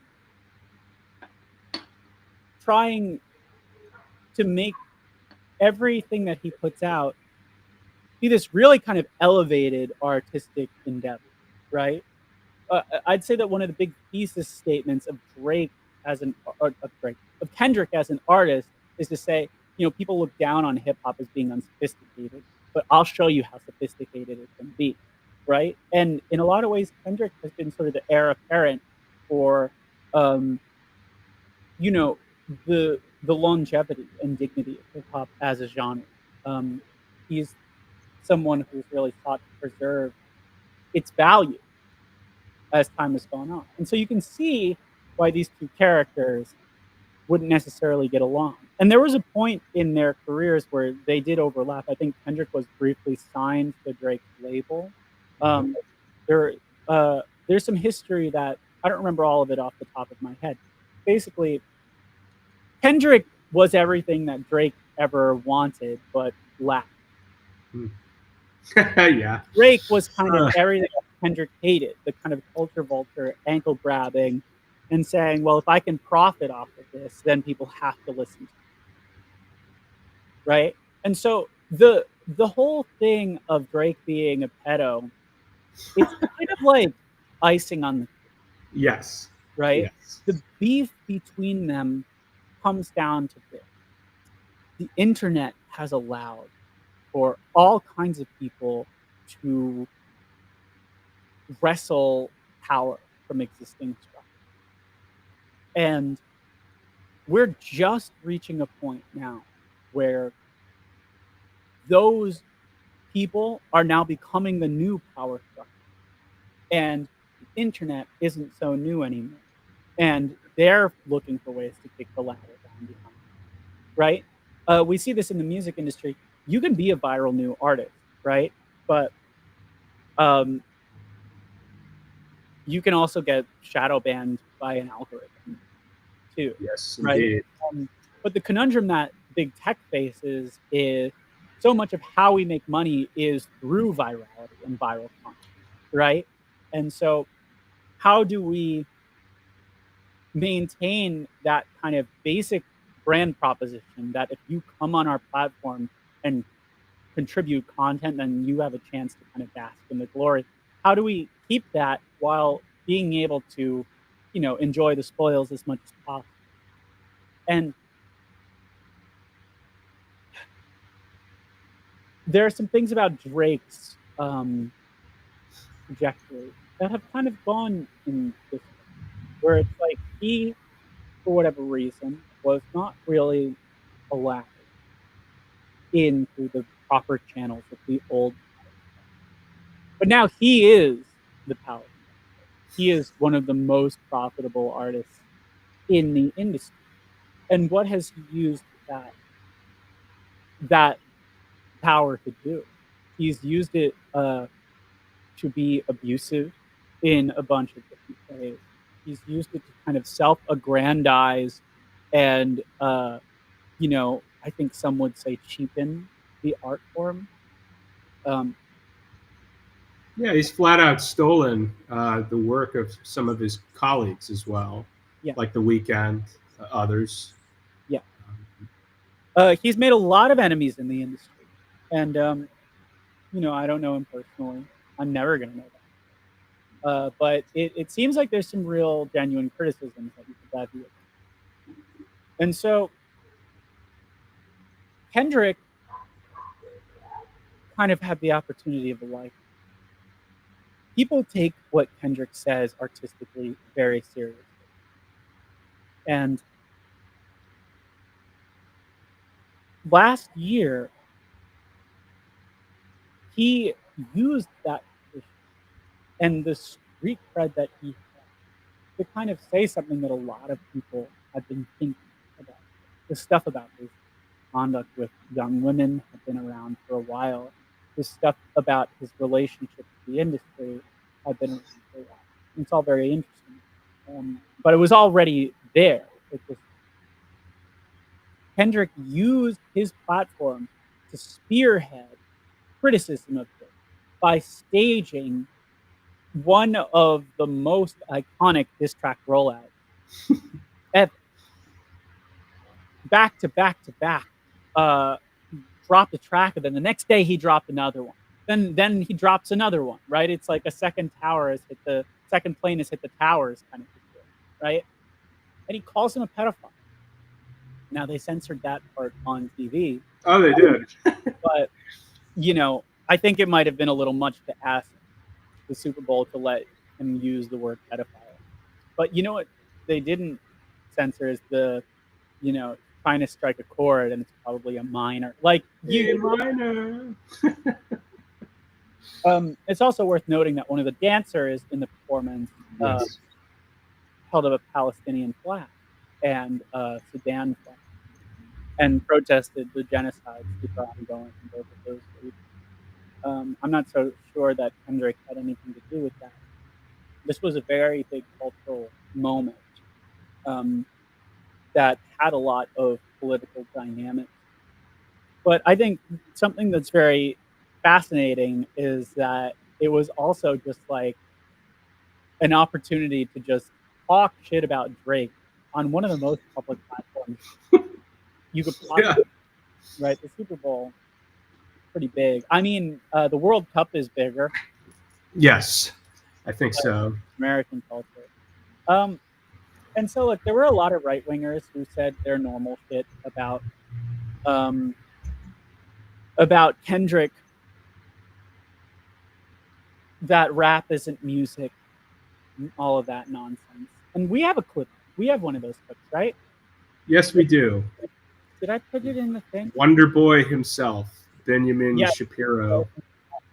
Yeah. So sorry, folks. Give me a second because I need to snag this clip of Busy little beaver. Yeah, the true musical visionary of our time, telling us. We'll have to about what is music. Yes. Music. Let's see if I can't drop this in real time. We're doing all right. We're doing all right for a first day. I think that there's some things. Local video requires.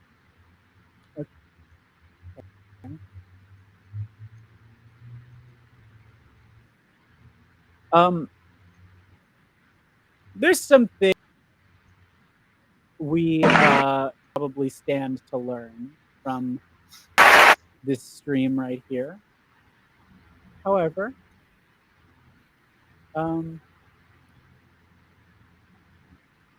certainly pleased with how things are going. Yeah, me too. All right, let's see this video. And then there was the controversy over the Super Bowl halftime show. Do you get oh, the no, feeling? No. This is the wrong clip. Here I am saying, "Oh, I think we're doing." No, we're still doing good. And I pulled. We're still doing just fine. The audience is still going strong. Congressional baseball fan, thanks for tuning in. Really appreciate it. I think there's going to be more ahead of us as we learn how to structure this program in a way that's most effective for the mission. And part of doing that will be to make sure that only the greatest minds of our generation are allowed to certainly define what is and isn't music, does not have value. And I can think of no greater mind than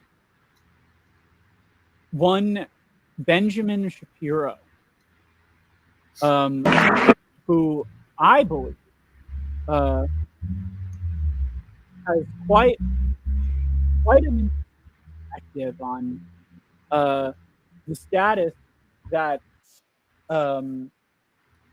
that rap has in relation to other forms of music. So right now, I'm still waiting on this file to send. So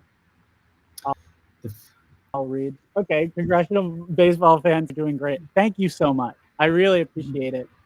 Okay, indeed. I had to airdrop this clip for myself. Yes, little Ben Shapiro. Here's little Ben Shapiro. Little Ben Shapiro has a very important distinction he'd like to make about rap music in particular. Now, this is a bit of an oldie, but a goldie when it comes to when it comes to Ben Shapiro's hot takes. But I do think that it's one worth, yeah, classically trained. Yeah. Have you seen the video of him on Larry King as a little baby? A little baby boy Playing playing the violin. piece from Schindler's List. First of all, let's check out this this video. Oh, is it gonna work? My case against rap is I have the musical case against rap, and then I'll get to the cultural case against rap. So the musical case against rap is that, in my view, and the view of my music theorist father who went to music school, there are three elements to music. There's harmony, there's melody, and there's rhythm. Okay. And rap only fulfills one of these, the rhythm section. That there's not a lot of melody and there's not a lot of harmony. And thus it is basically effectively, and so it's not actually a form of music, it's a form of rhythmic speaking. And thus and so beyond the subjectivity of me just not enjoying rap all that much, it's what I've said before is it's not me.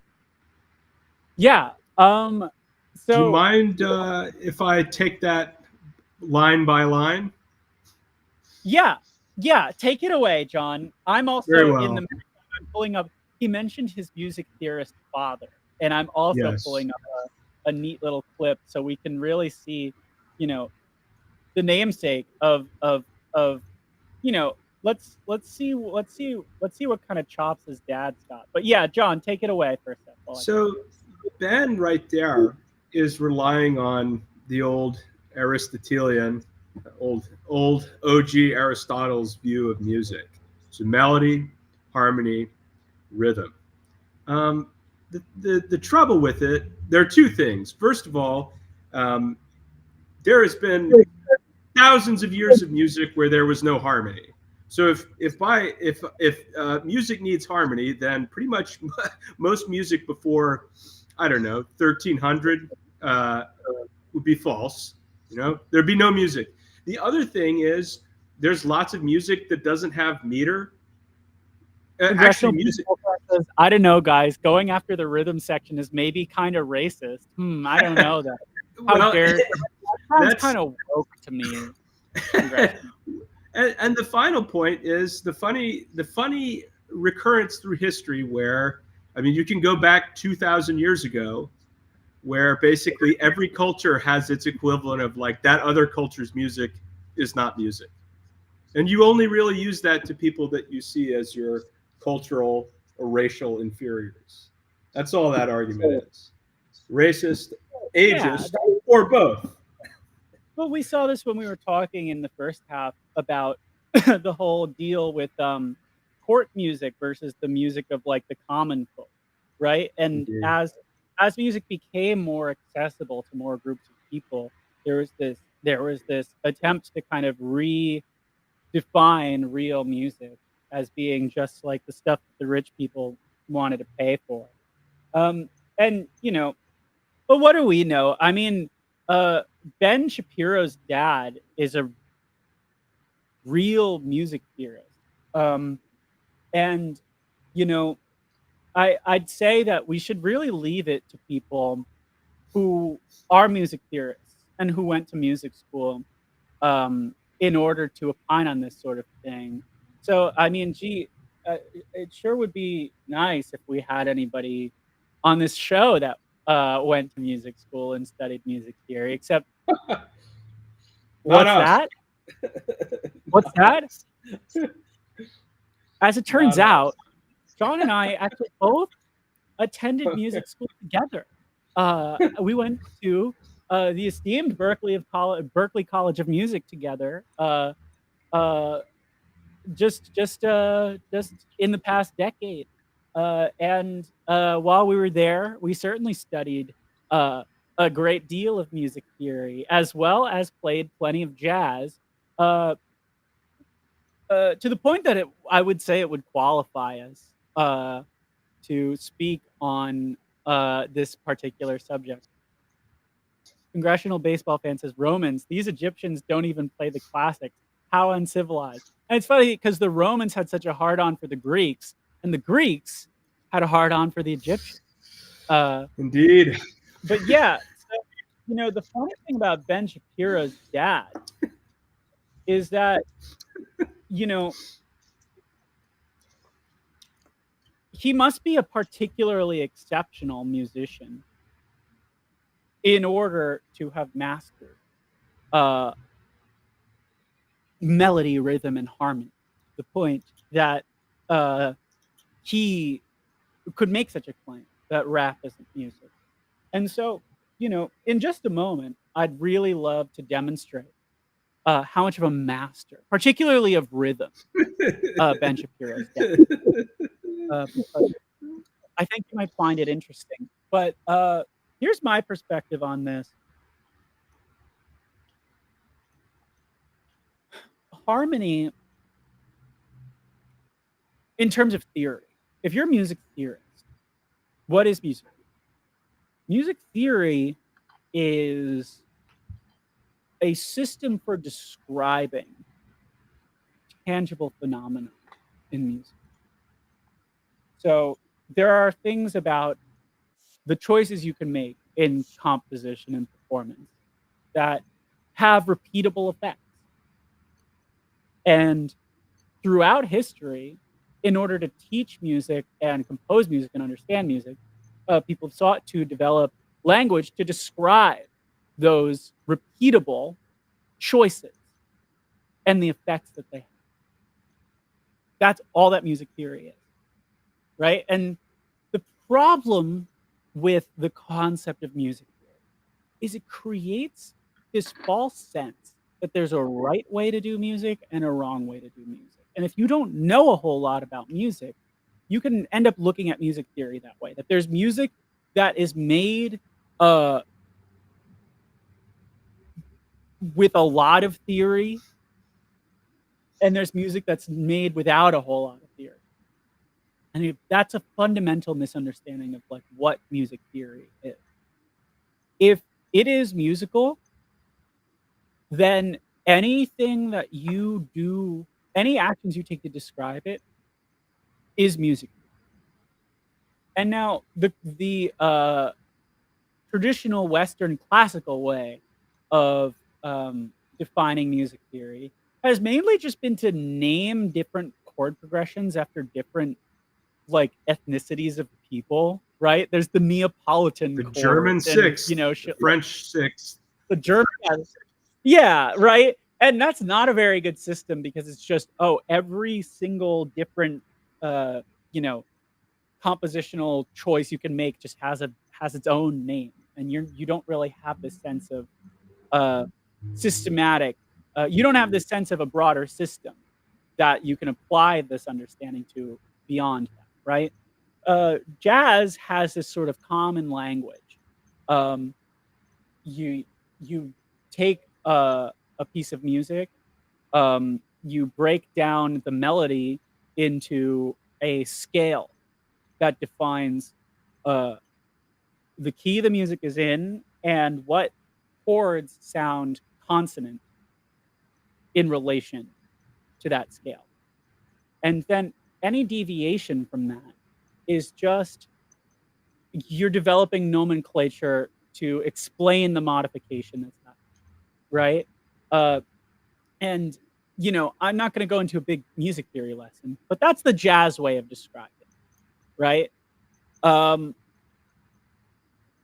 when it comes to hip hop, and I don't claim to be an expert on this, but there's actually like a whole wealth of knowledge and terminology for different, styles of rapping, different structures and turns of phrase. If you listen to rap itself, it's not just someone talk. It's not just like Allen Ginsberg Not at talking all. with Paul McCartney playing guitar in the background, right? 1940s Ben Shapiro. This bebop malarkey isn't even music. Not like my vaunted ragtime, says congressional baseball fan. Yeah, well, that's exactly it. And there were people in the 40s saying That's that. absolutely right. Tale as old as time. Well, yeah, you can find like newspaper articles in the 20s talking about like the scourge of like the devil's music. Like these black artists are like corrupting our pure white children into listening to the devil's music. I mean, that Cab Calloway music video that I was talking about earlier, it kind of pokes fun at that idea of like, oh, if you listen to Cab Calloway, he's gonna come through the radio and have sex with your wife. It's that sort of thing. But this idea that, but so on one hand, you have the fact that music theory is just it's a mechanism to describe music. And if you're a real music theoretician and you listen to Kendrick Lamar or any rap artist and you see that it is different from rock and roll or jazz or classical or whatever, a music theorist approaches that with curiosity. Yes. A music theorist is someone who says, okay, how do we describe this in order to understand what makes it unique and understand the way that's what a music theorist does. Somebody who went to music school and was told that Mozart was a brilliant composer and these are the kinds of compositional tools that you have to use in order to sound just like Mozart, like someone who went to music school and did every fucking exercise in this book could figure out how to compose something that sounds exactly like Bach, exactly like Beethoven, exactly like any of those other people. But that doesn't make you an artist. It just makes you kind of a student in academy. So where am I? Well, I would like to play for you a little bit of Ben Shapiro's father as quartet. Might be a trio. Ben Shapiro's father is a jazz pianist. Mr. Shapiro said he went. I'm not sure where he went to music school. We'll look this up. Maybe we'll debate him. Yeah, I would love to debate Ben Shapiro. Oh man. Anyway, here's Ben Shapiro's dad playing "The Girl from Ipanema," which congressional baseball fan you may recognize. In the Majority Report, they have this little stinger where John Benjamin talked about Casual Friday, and in the background there is basically the song "Girl from Ipanema." It uses the same chords. It uses a very similar melody, but it's like royalty free. Anyway, here's Ben Shapiro's dad's interpretation of "The Girl from Ipanema."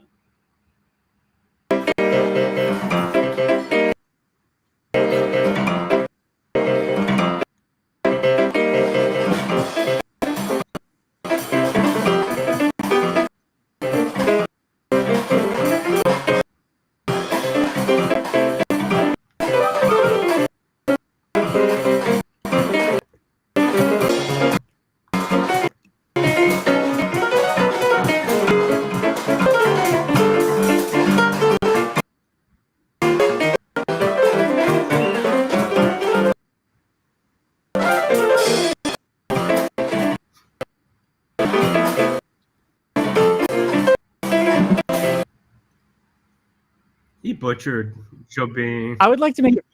I would like. Okay. Let's not bury the lead. Wait a little bit. Let's not get. Hey. I would like to make a few simple observations about this performance. No Stan Getz, indeed. Congressional baseball fan. The Girl from Ipanema is a bossa. Okay, that doesn't mean you have to play her. Typically, a bossa is kind of a relaxed style of music, right? This is Brazilian music. Bossa nova, as a style, is groove first, rhythm first. Yeah. Ben Shapiro's dad decided to play it at a blinding pace, which fine, that's his artistic choice.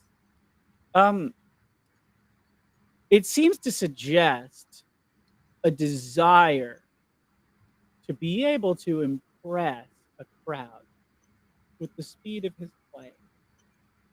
And the reason why I suspect that is because not only does he play it really fast, but he hasn't even gotten through the head one time. And let's listen to that again real quick. Just real quick.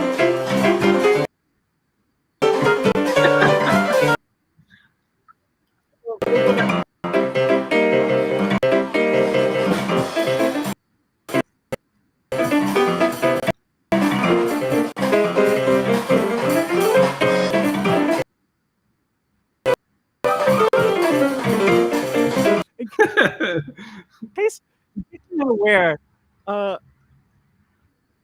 want you look, I would like you to take a very good guess as to which notes are part of the melody of The Girl from Ipanema versus which ones, I think it's David Yes. Shapiro? Old Dave here made up on his own. Yeah, Congressional Baseball Fan says he forgot about the notes you don't play. Yeah, Yeah. it sure is, yeah. It is about the notes you don't play, and in Dave all of the notes should be notes that he doesn't play. Rosie's really, really, really notey lit. And the other thing, and this is the most important piece, is he holds a tempo, right? He comes in too fast. The drums come in, and he does not. Okay, he was playing a little faster. The drummer came in a little slower. He does not adjust at all. And if anything, he goes faster. And then you hear the drummer adjust to him and then just try his best to keep up with David Shapiro, who's just wham bam, thank you, mamming this delicate Boston Nova tune. I'm gonna play it again. Listen to this opening.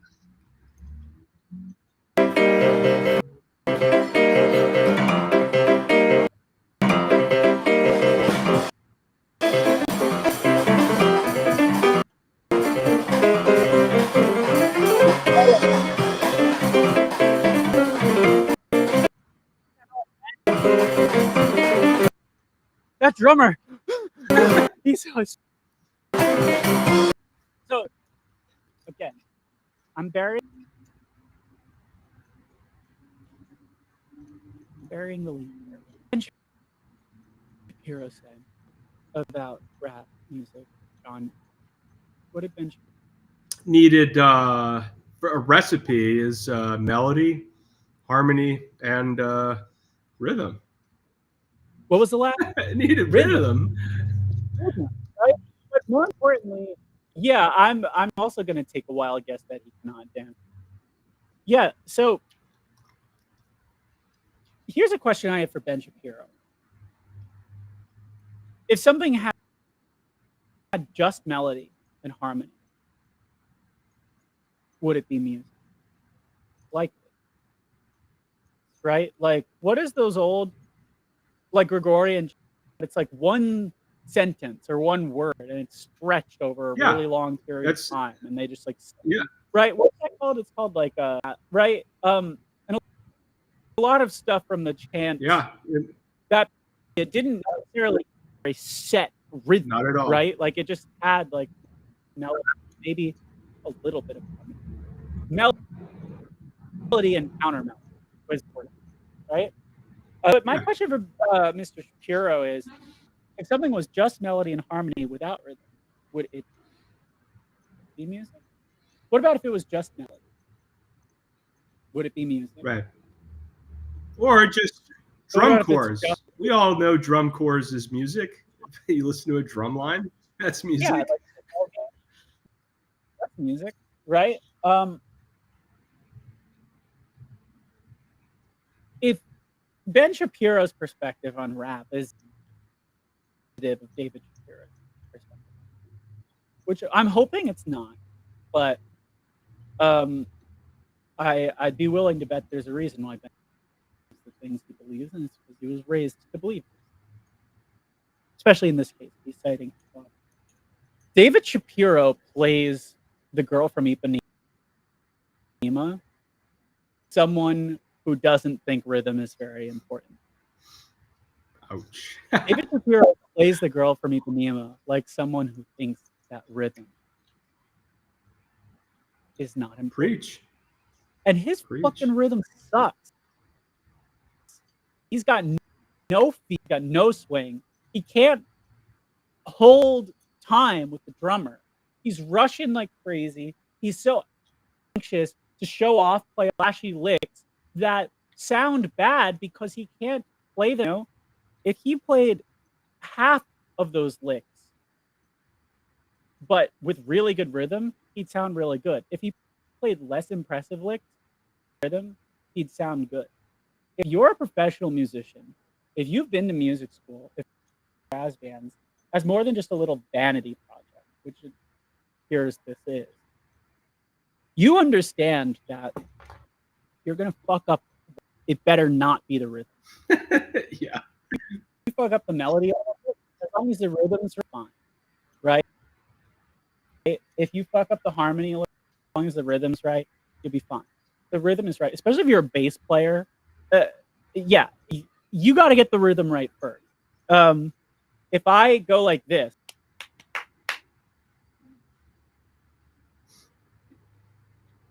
shave and a haircut, 2 bits. you recognize that. Right? You recognize that even if I just go, you still recognize it, right? If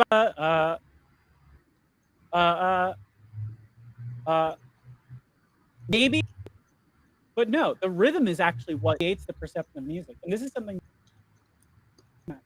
Look, I'm a sound engineer by trade, and there are certain psychoacoustic phenomena that define the human being's perception of music. The girl from Ipanema. That's so funny. Yeah, but there are. If you have a steady impulse,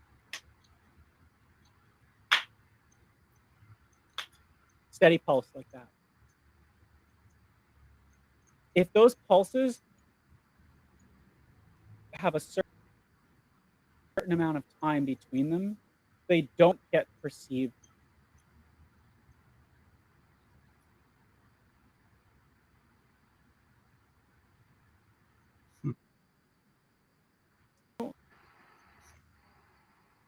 Yeah. Clear? Yeah. Under a certain millisecond threshold, steady pulses sound like rhythm to the human ear. It's quantifiable. It's science. Science. The foundation of music is not melody. Different cultures, not even just different cultures, different times throughout history of the same culture had different senses of pitch. We mentioned equal temperament before. 500 years ago in Europe, they were not equal temperament. And the notes that we recognize as sounded really dissonant. It would have sounded all out of tune. Wouldn't have sounded like music.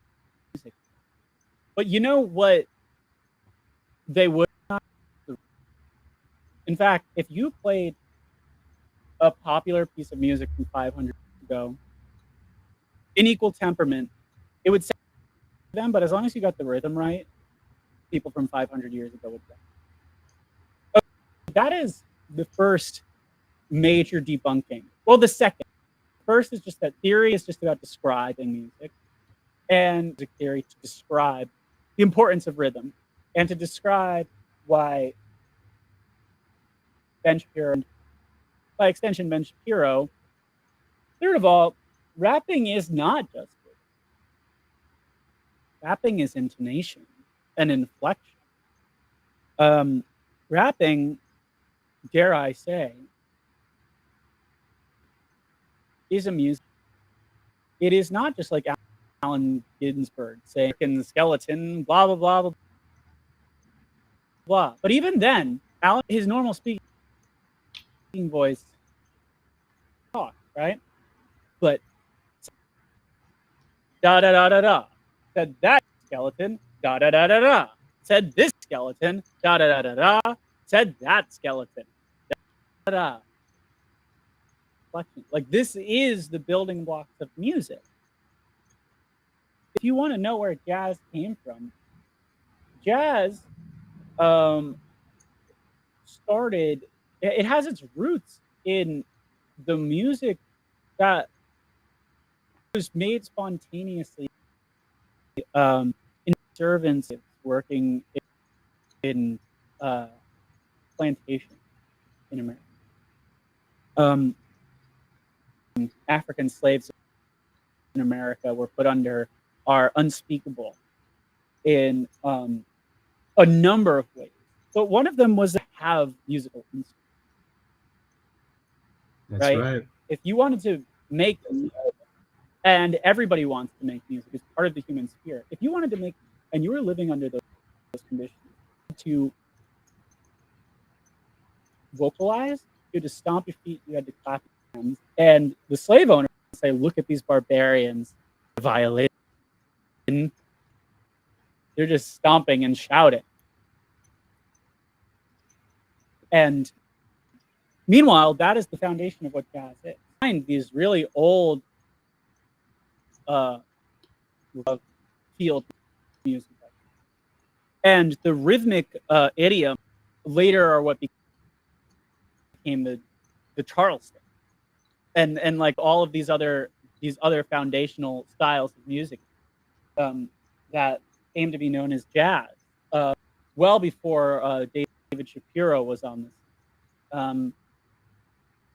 And so my final point is that something does not to the equal temperament thematic scale in order to be melodic.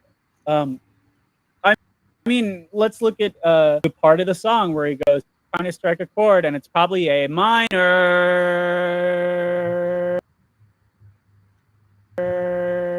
right? If he wasn't making music, he would just say trying to strike a chord, and it's probably a minor, and maybe the next, and it's probably a minor, right? He'd inflect it in different ways, but the fact that probably a minor sustained note communicates. Now this is turning into a music class.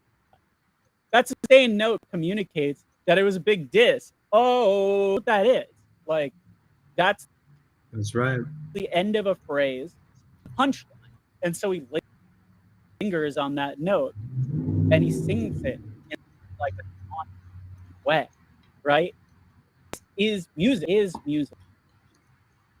And the only way you don't think that's music is if you're a racist who doesn't know what the fuck he's talking. Could be both. And who thinks that being able to and the people, and if you think that playing the girl from Ipanema faster than the fucking speed of light is what, and this is exactly the kind of thing so odious about many parts of just music academia is flashy playing or fast playing. You know, being able to play fast is very impressive. Playing fast to the detriment of your ability or have, then you got your priority. Amen. That's all I got to say. Amen. Amen.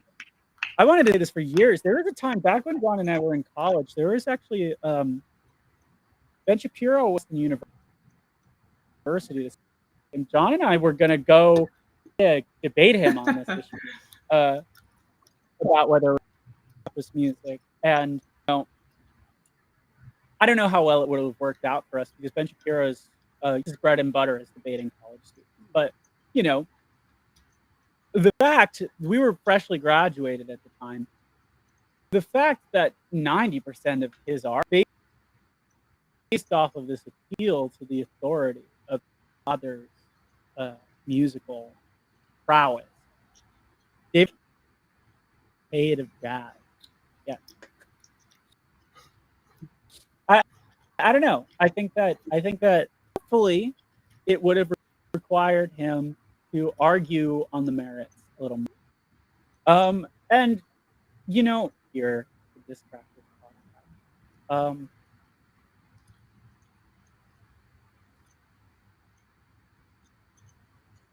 Is there anything else that we didn't?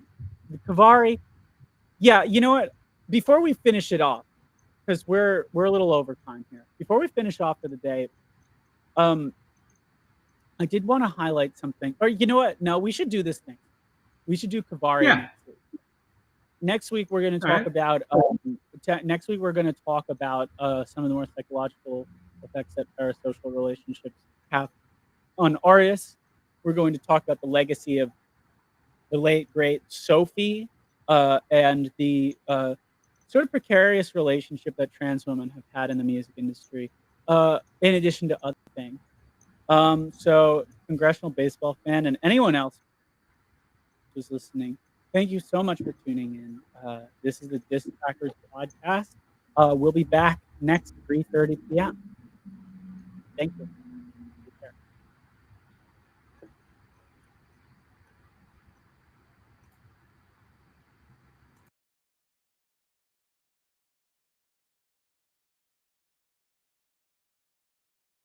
Music is everywhere.